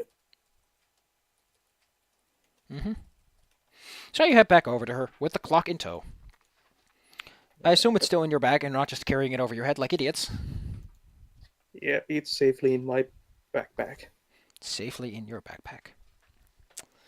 You finally make your way towards the store. She looks up and goes, "Are you done yet? Managed to do what needs to be done? Yep. You fast workers." I imagine that sound just now was literally Bitey slamming down the clock. Yep, sure. I pull it out and plonk it down to the table. She gives it a quick look to double check, make sure this is the clock and not just some illusion shit you're trying to pawn off to her. Well, well, well, well, well. You do good work, and fast work too. Well, Yep. I think a reward is in order. Okay. Yeah.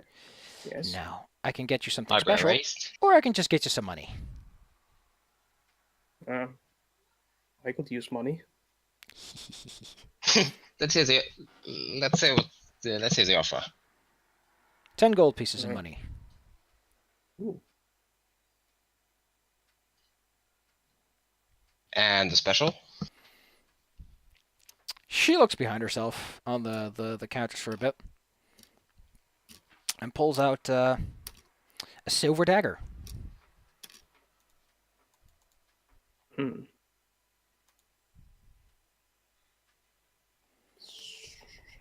So, what that do? Good look at this. It's a dagger made of silver, I'm presuming. Let me verify to see if there's anything wrong with different about silver this time. Let's see. Oh no, they just have less durability. Interesting. Well, because it's a silver dagger, it's made of expert quality, which gives it a couple of bonuses. I think the bonus is just that it gets a +1 to attack rolls. And it looks really shiny. Ooh, shiny. It's also very expensive, but to her it's probably nothing. So, do we get either the dagger or the 10 gold? You can, well, essentially the dagger specifically for Darby. Otherwise, you just get 10 gold. Like, you can get 10 gold and he can get the dagger if you want. Yeah, I think. Or you can get the dagger and you can get 10 gold, whatever you want, really. Yeah, he should get the dagger, definitely. Okay. I'll Wow, 50 gold. Even if we were to pawn it off, it's still worth more than all the gold. So I now have a silver dagger then. Silver dagger and 10 gold pieces. For Darby, I mean. With a +1 to attack rolls. Because it's cool.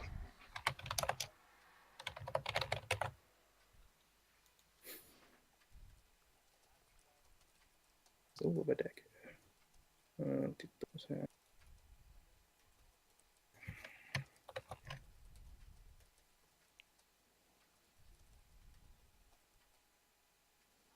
Hardness 3. Is that a lot?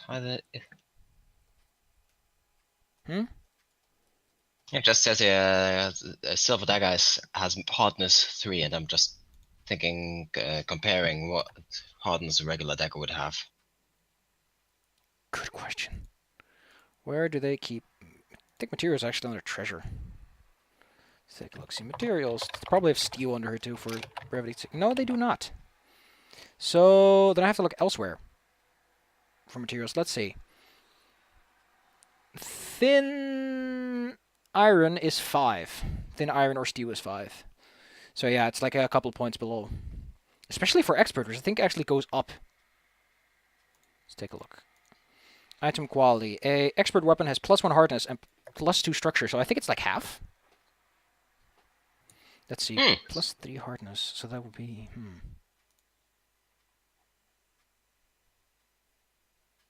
Okay. Less durable than steel items, but it doesn't. Yeah, it says here hardness expert thin item 3. I think it's actually 1 less hardness. I don't know. Point is the hardness is what it is. Yeah. Oh, here's actually the silver dagger, which is 50 gold pieces, yes. Silver dagger. Ooh, nice. Well, Jesus. prepare for any lycanthropes we may encounter. As a If you encounter any spooky boys, you can just shank them. So, is it possible to silver coat an existing weapon? There's, I think, an item for that called Silver Sheen. Hmm. Think it's alchemical? How much would it cost to have my teeth silver plated? Permanent Silver Sheen on your teeth. Well, The the problem around. with Yeah, it's a question. Silver Sheen itself, I think lasts for an hour, and it's 2 gold pieces. And so I'd say that for like 8 gold pieces, you could get like Silver Sheen that's non-toxic and sticks to your teeth forever. And if we were talking dentures, I'm guessing that would be around the same price. Yeah, it depends on if you want tips or like a full denture.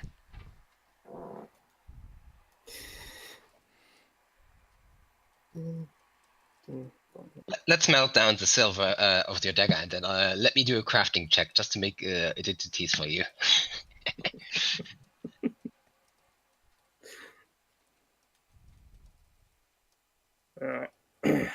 It's a bit too expensive for now. Or, just jam the dagger into your mouth somehow.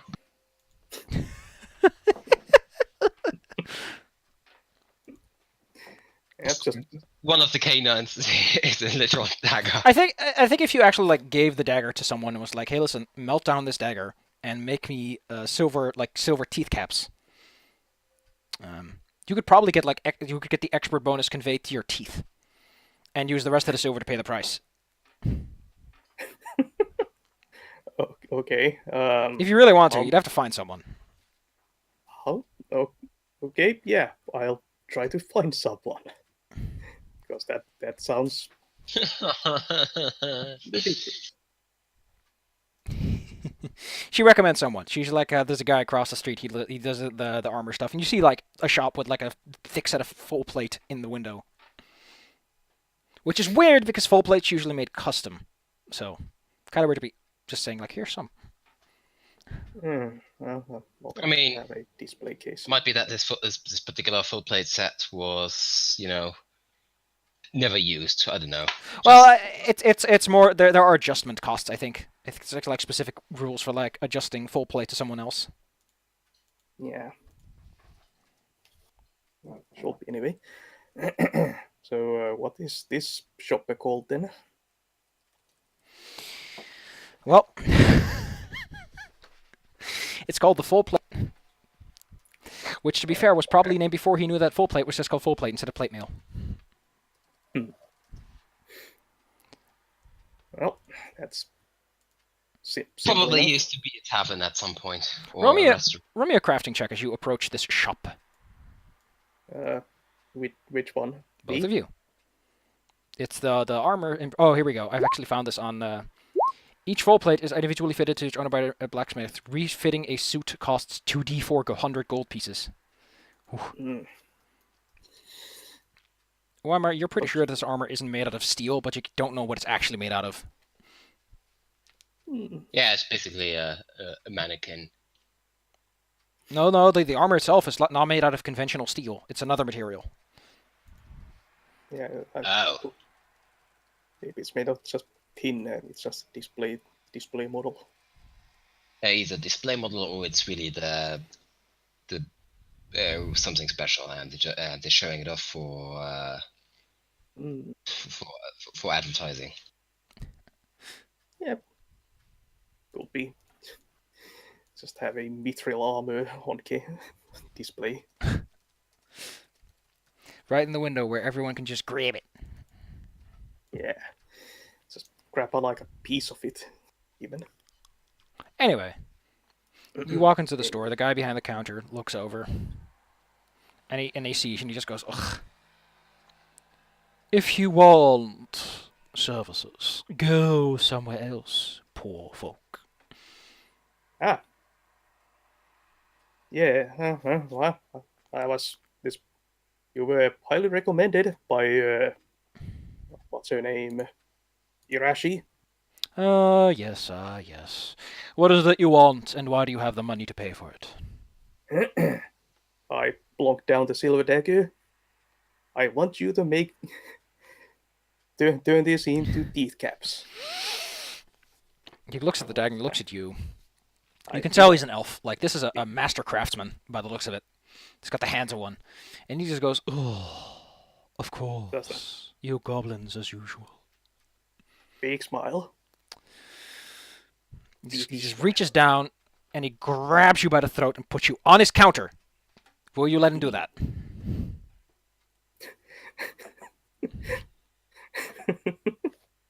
Yep, I'm just going for the ride. He just looks at your teeth. He takes out a small little hammer and goes tap tap against them. Looks at how many of your teeth? Um, as many as possible if I want good biting surface. He looks at, and you want the dagger in silver tips, right? Yes, silver tips and good quality, so that I can bite good and. He takes out a block of wax, rolls it until it's like a donut shape, and then smashes it between your teeth, and expects you to bite down on it. Real brief. Well, yeah. He now has a mold and takes it away, and he takes your dagger. Oh, come back to me in a few days. I'll have it done. I've got other work too. Oh, all right then. Well, I'll be back in a few days then. Mm-hmm. He just kind of goes to his business. So, No? the store's pretty nice. There's like all kinds of really expensive items around here. This is where the creme de la creme gets their cream. What is this dairy shop?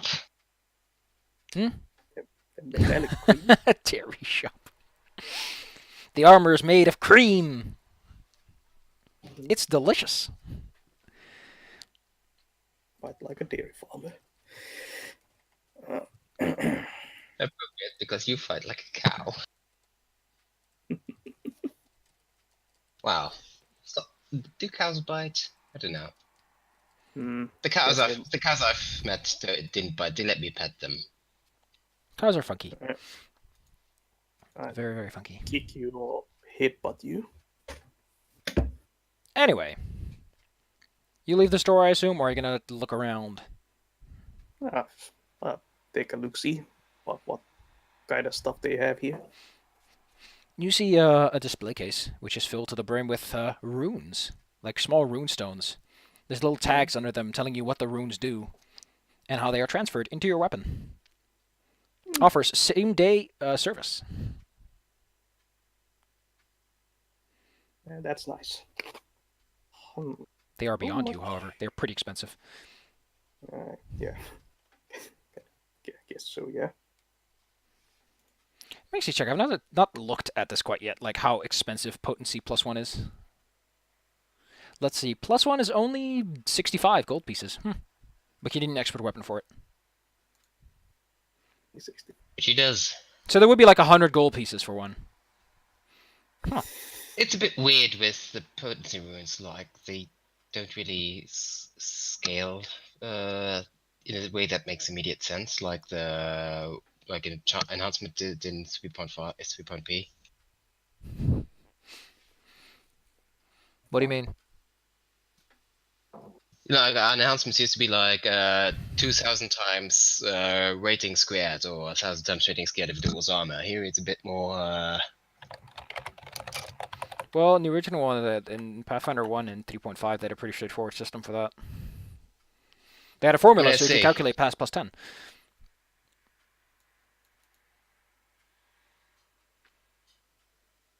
These numbers are weird. Oh, plus 1 armor is only... Oh, yeah, it's not as good, I guess. Take a look. What is item quality for armor? The armor's a lot cheaper.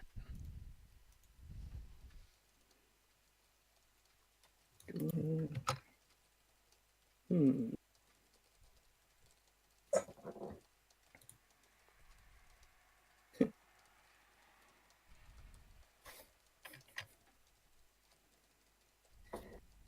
Okay, so take a couple days for these to get finished. Indeed.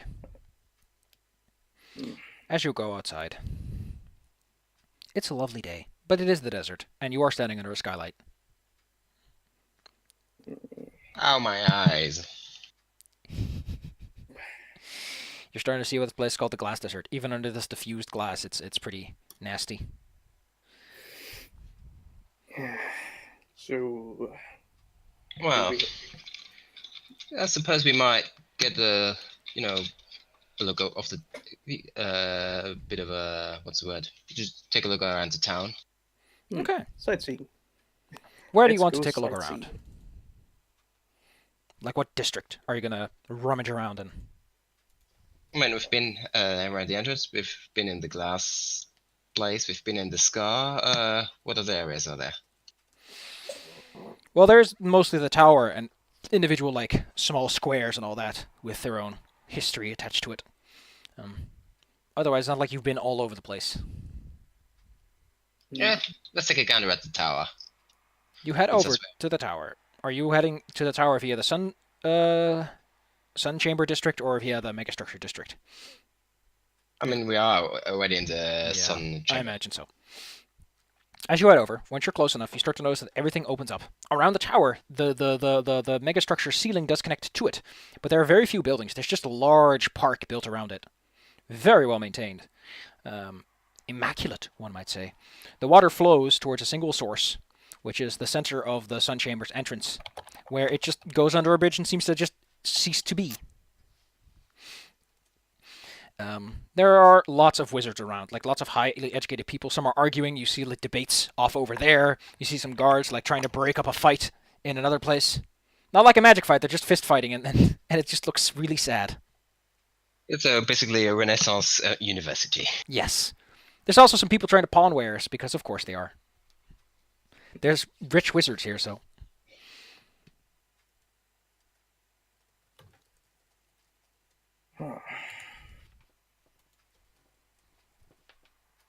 A bit. Is there like some dude sitting underneath an apple tree just? That's got that mental image. No, so. Well, there are apple trees. There are like a variety of trees. They clearly spent like a lot of money getting fancy stuff out here. It's a tourist trap. Don't fall for it. Oh no! You do see. Why did you disable the trap? You do see like one wizard sitting off to the side who's mostly quiet and doesn't seem to be paying attention too much. Unlike all the other ones, which are either like partying or arguing or doing other things. Okay. Shall we go? Shall we go bother that one? Why? He seems content by all on his own. I mean, you're free to join in any argument if you wish. And prove yourself that way. Join the club by establishing yourself in the pecking order of arcane arguing. Oh no. In order to join the Mages Guild, you must argue with this troll. Like a little troll pops up. He has memes with him. Weaponized memes. No. Oh no. Don't feed the troll. Okay.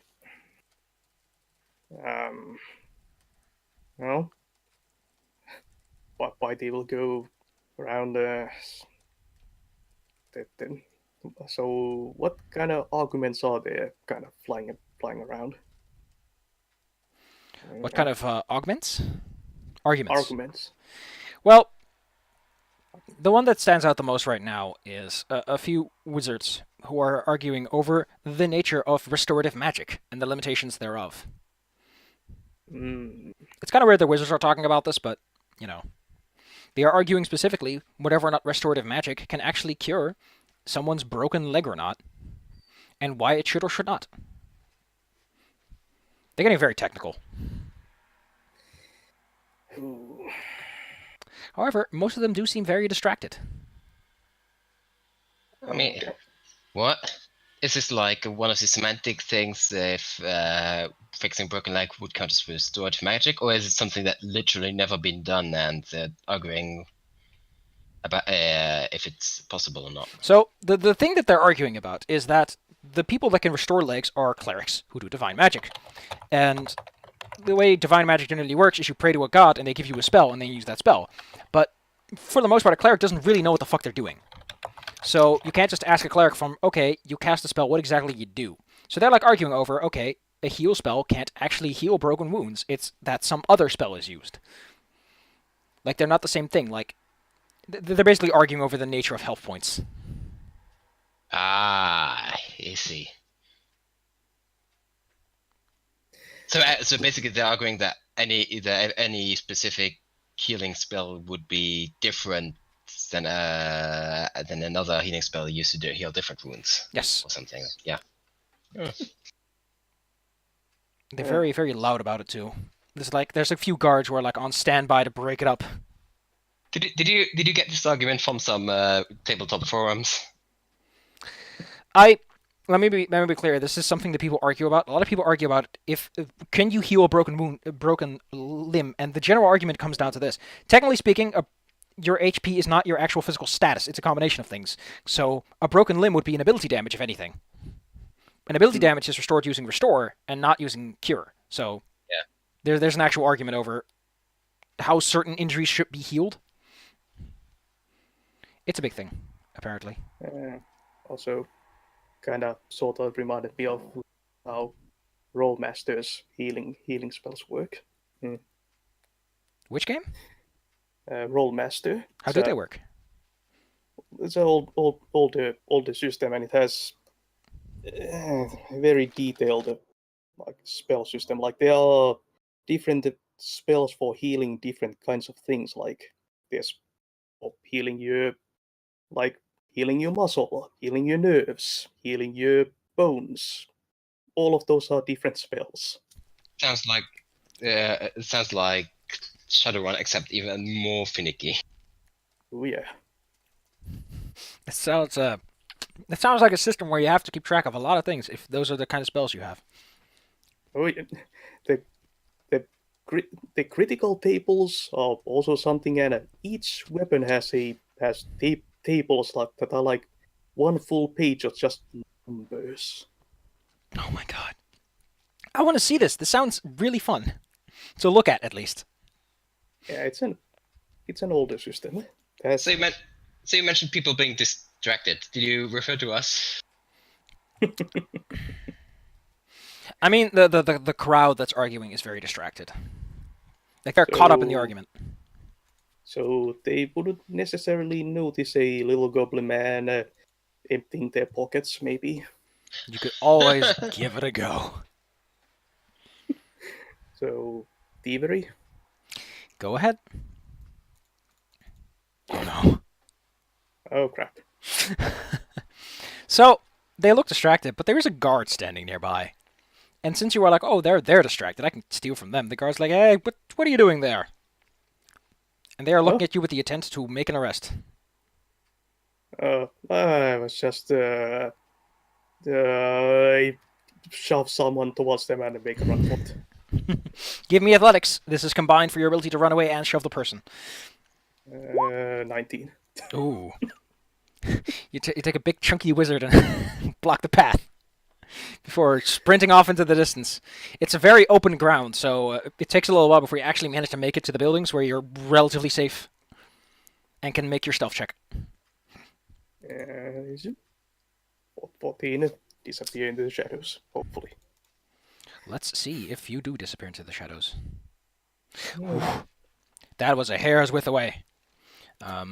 As you finally, you dive behind some crates, and lucky for you, the guard just rushes by and only looks around when you are already hidden by the angle he takes. So he doesn't notice you anymore, and he grumbles about how confident these thieves are getting nowadays.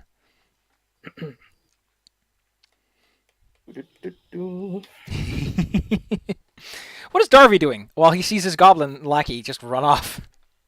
I pretend like I don't know him, and I'm just gonna meet him later at the Frosty Goblet, and I'm just gonna walk off and see what else is going on.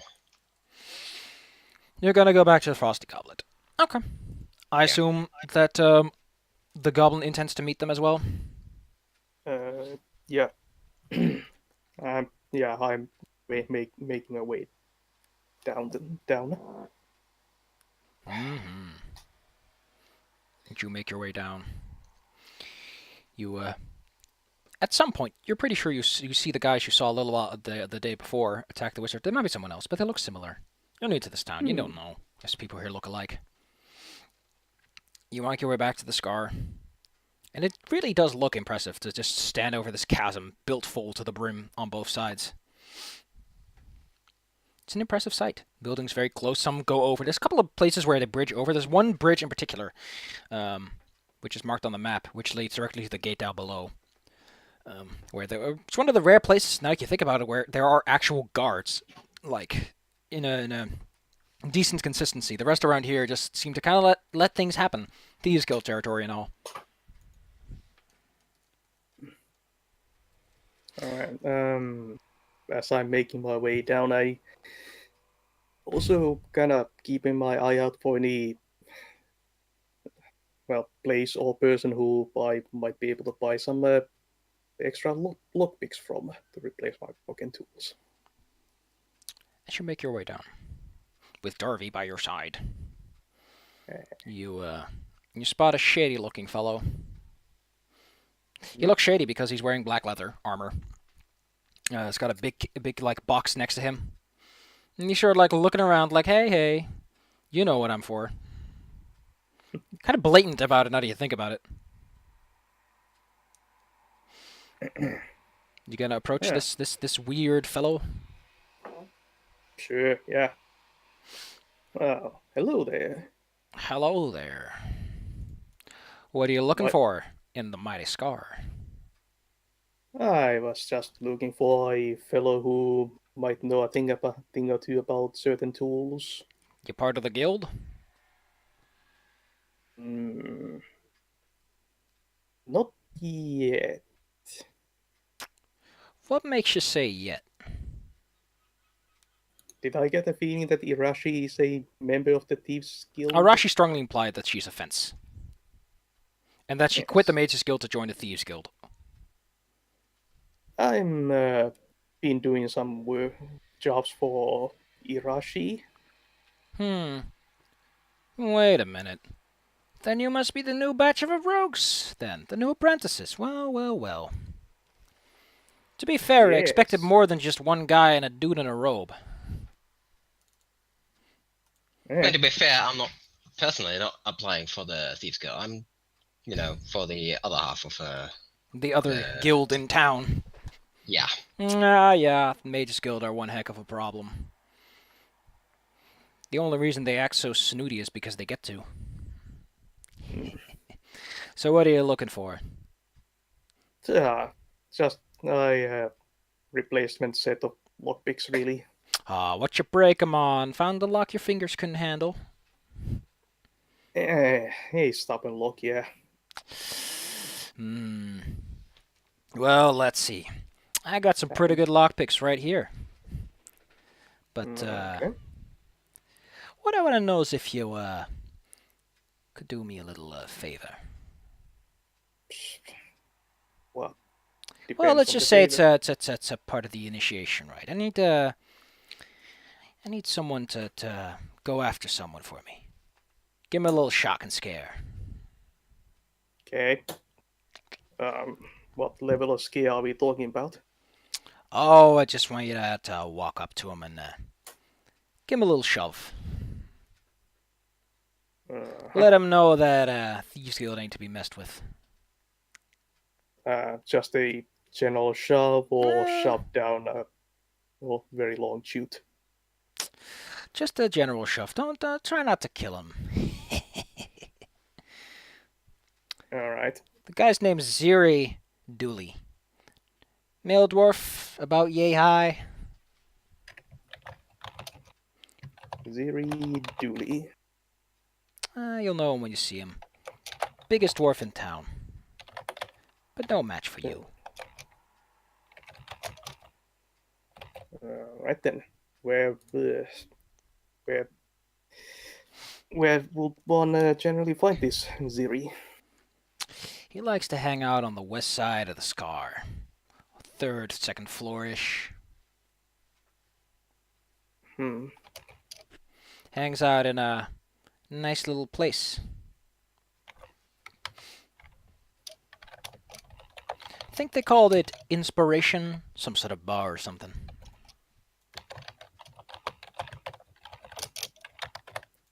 Right then. Okay, so just head over there, smash a bottle over his head. Do I have some kind of message for this guy? Just tell him the Thieves Guild ain't to be messed with. Oh, He'll get the message. What is Sin's motive in this game? I don't know. I think Perception, I it's... think. Yeah, let's go with perception and roll me perception. Perception. Where's perception? Oh, is it like? Why can't I see it? Oh, there we go. Perception. Yeah, you roll a single deception check and compare it against the perception DC of every creature you are trying to fool.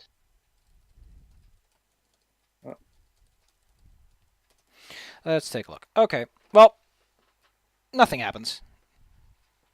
You thought you heard something, but that's it.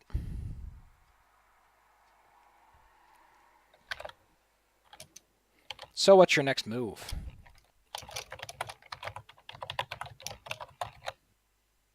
Well, I guess we try to track down this Zimi, or whatever it's... Sure. I forgot his name. Sure. Ziri, I think. Ziri. You head on over. Ziri, So- play Alexa. No, play Despacito, that's the meme. You head over to the place you were told to go to, a bar called Inspiration, which no one uses and everyone forgets about. But They're called hero points in this version. yeah, but hero points in the system are dumber. Because they don't do as much exciting stuff. But you make your way over to there.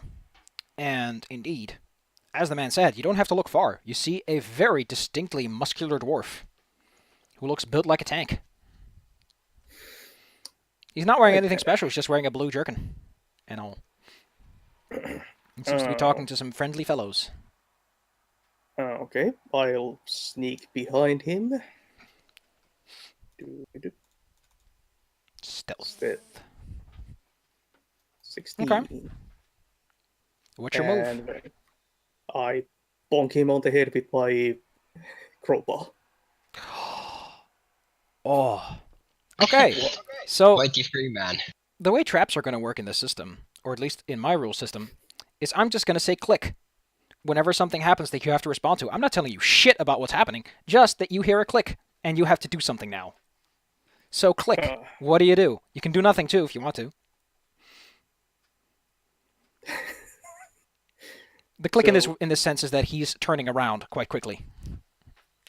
Right. Well, I just say what I was supposed to say. Thieves Guild ain't not to be messed with. You suddenly have a big meaty hand around your neck. Yeah. And you see this rather firm fellow look as if someone just told him to buy his own mother. He's just not buying it. Oh, you. Buy your own mother. What does they say about the Thieves Guild? Yep. Got a message problem, not to be messed with.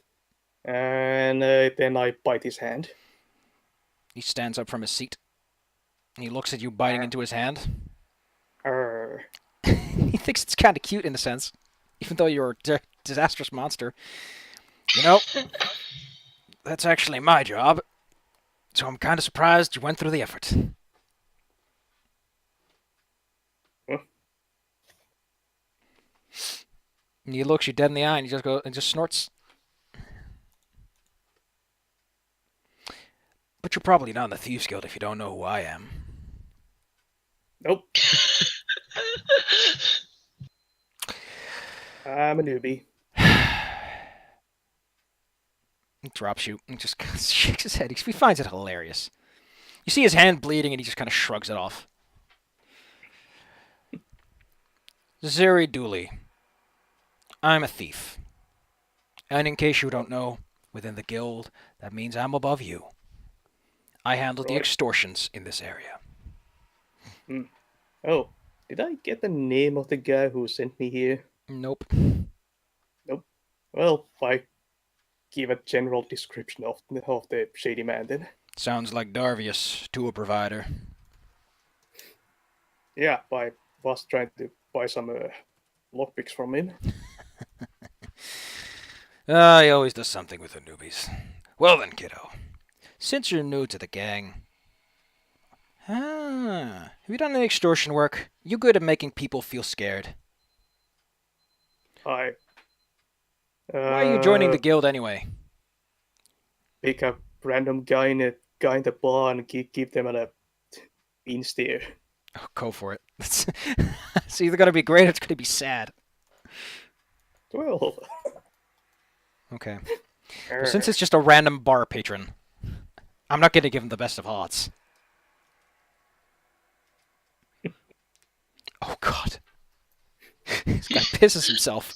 No, like, This is so sad. so, even though you don't give the best stare, like, Zilly can probably be like, yeah, I can see how they can do that better. But, gives you a pat in the back, you almost fall over because he's got a lot of muscle behind him. Where's Darby during this?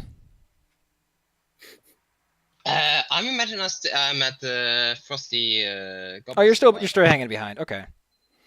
Well, Zilly gives you a pat in the back and says you're gonna make it far, and that if you ever want to get some work doing some pushing people around business, he likes those teeth of you.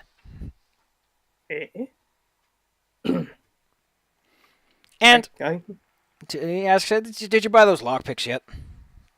Oh, no, he kind of sent me here on this favor first. He reaches down into his pocket and dumps like 2 sets of spare lockpicks into your hand. Treat yourself. All right, much obliged. But next time, know who the hell you're coming after before you do something. Key part of the Sure. business. Know what you're dealing with. Sure enough, boss. Knowledge is power. Indeed. So, in the meantime, Darby is enjoying his time at Leech Central. You can clearly tell that a lot of patrons are skipping this place. You also notice that there's just not a lot of like wizards down here, or sorcerers, or people that look magical. Like no one with spell books, or wearing, nice robes, or doing like little prestidigitation spells, or having familiars with them. It's just like either the people down here hide themselves. I mean, then again, it's like being a wizard is something that you don't always see on someone. But there are like you're not the only adventuring crew here. Like some people come by, And they're clearly like on travel because they got big packs with them. And they sit down. Why couldn't you engage with anyone as you wait for your friend to show up? I'm probably not that. Nah. Not I'm that guessing. sociable? Yeah, that's what I was going to say. Not even if you see, say, the red wand wizard from the other day? Oh, that guy. I'm gonna walk up to him. So the red wand guy, he still looks a little proud of himself. Kicking blue wand ass. He's surprisingly an orc. He doesn't seem to have like any spell books on him, despite you knowing that he did magic, so take a guess what he is. He sees you sitting down and goes, He's no more bard? autographs. Is he a bard? You don't know yet. Yes. Yeah, I just walk up to him. Some nice dueling back there. Just wanted to congratulate you. Just want to congratulate me. Red House is gonna make it. This year, at least. So, what's with the house business? This is just like, the usual university frat house deal? It's just friendly competition to give everyone a little extra reason to work, from what I get. But to me, it's nice because it means I get to push people around a bunch and not feel bad about it.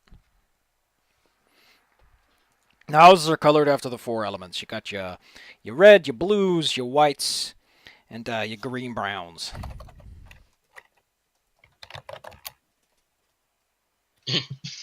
No guess for where that's inspired from. Yeah. You know, I sense something about you. Hmm? You got that magic spark. You know, I'm a sorcerer, I can tell that stuff. True. I'm a wizard. I can do magic. Ah, you're a wizard, no less. Well, you wouldn't be happening to be in the Mages Guild, huh? Not yet. Looking into joining. Joining out here is going to be tough stuff. From what I heard, they just toss everyone's recommendations aside without like a proper person backing you. Got anyone high up in mind that's going to back you? As I said, I'm looking into. I've got some people I'm talking to. Well, I wish you the best of luck. Can't really help you. It's not that high up the ladder yet myself. Thanks for the thought anyway. Good luck with your career, with your duels and that stuff. Well, you know, I could refer you to my teacher. Oh? Yeah. I mean, it's not like I can refer you to the bosses of the whole situation, but I can refer you to well, I happen to have an enchanter as my boss, but not enchanter as in the school, but that's the rank they give him, the rank and file stuff. She's a nice lady. There's a little bit funky magic, but knows her stuff. Real What kind book of lady. magic?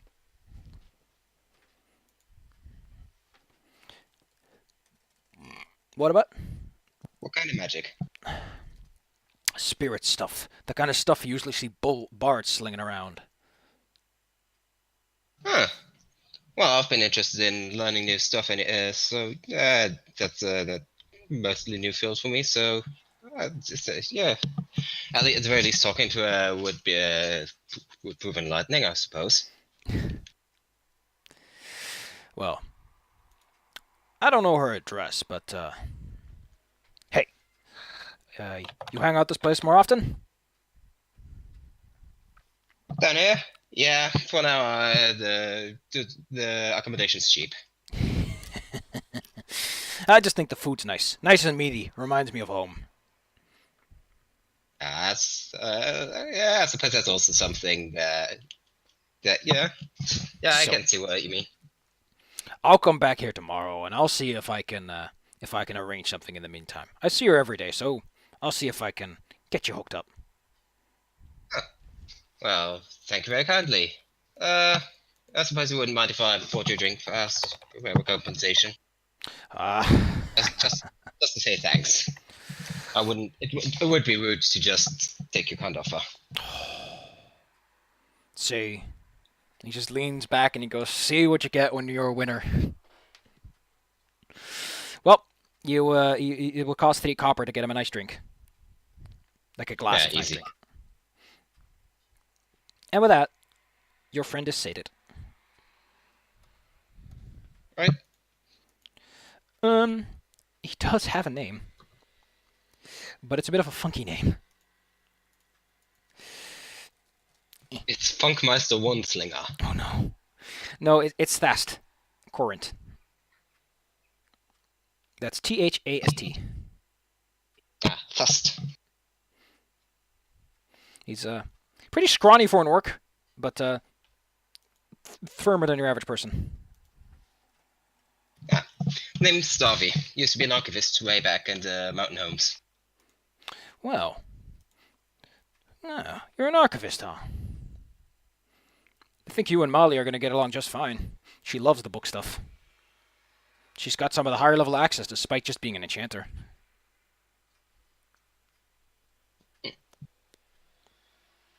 Join House Red. It'll be great.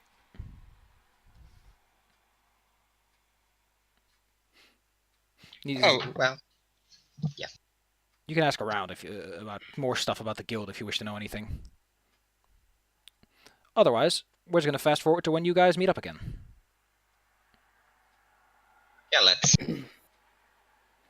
So you unite once more. Dum-de-dum. Hello, doggy. What have you been up to? Oh, Did you get arrested, I take it? no. I had a little encounter with with some members of the guild. Pretty nice guys. They beat me up.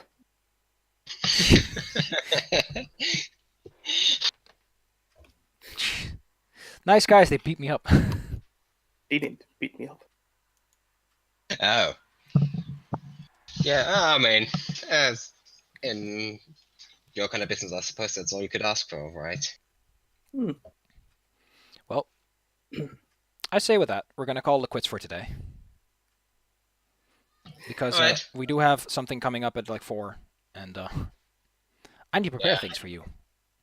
Missed lunch anyway, so. Luncheon time. We've been going for 2.5 hours, so that's not bad. Okay. Okay. The two of you, for your collective experience, get 250 experience points each. Ding. So you're a quarter there. What was it? 250? Yes.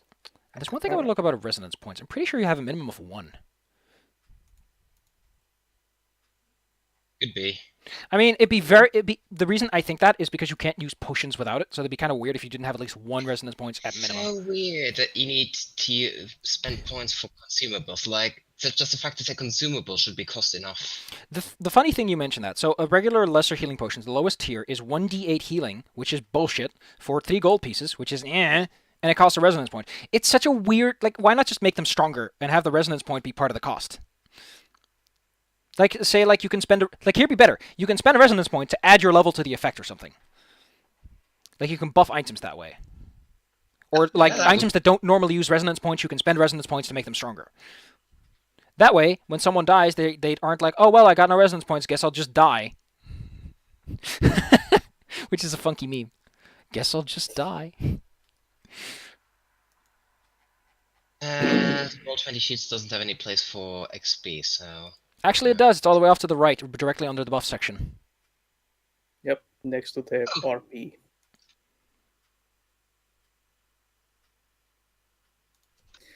Odd place. Yeah. There we go. Really be somewhere in the first thing. Next level or something. So, it'll still take a day or 2 for the Silver Teeth to be finished. Yep. And you will hear back from the lady about your next assignment. in order to be properly initiated into the Mages Guild. Unless you want to pursue the other option. Which is most... It's good to keep all options, all doors open, you know? It's good to have options, yes. Yeah, I think you can just have 0 resonance, yeah. That's so dumb! I just don't really resonate with people or things. Oh, well. But then, But hey, you're a quarter of the way there, you got some money in your pockets. You can afford to survive for a few days. we've got a roof over our heads. It's kind of... To be fair, everywhere there's a roof over your head. The only difference is whether or not it's technically indoors. Is this one of those places that's so big that there's an indoor climate? Like, there's some former Zeppelin hangars which actually has clouds or something under its roof because it's I just imagine so big. the way I imagined is the city gets higher the closer you get to the tower. So I imagine there's parts there where there are just like fog clouds, like like just humidity that doesn't go away properly. Hmm. Yeah, like there could be some clouds near the ceilings.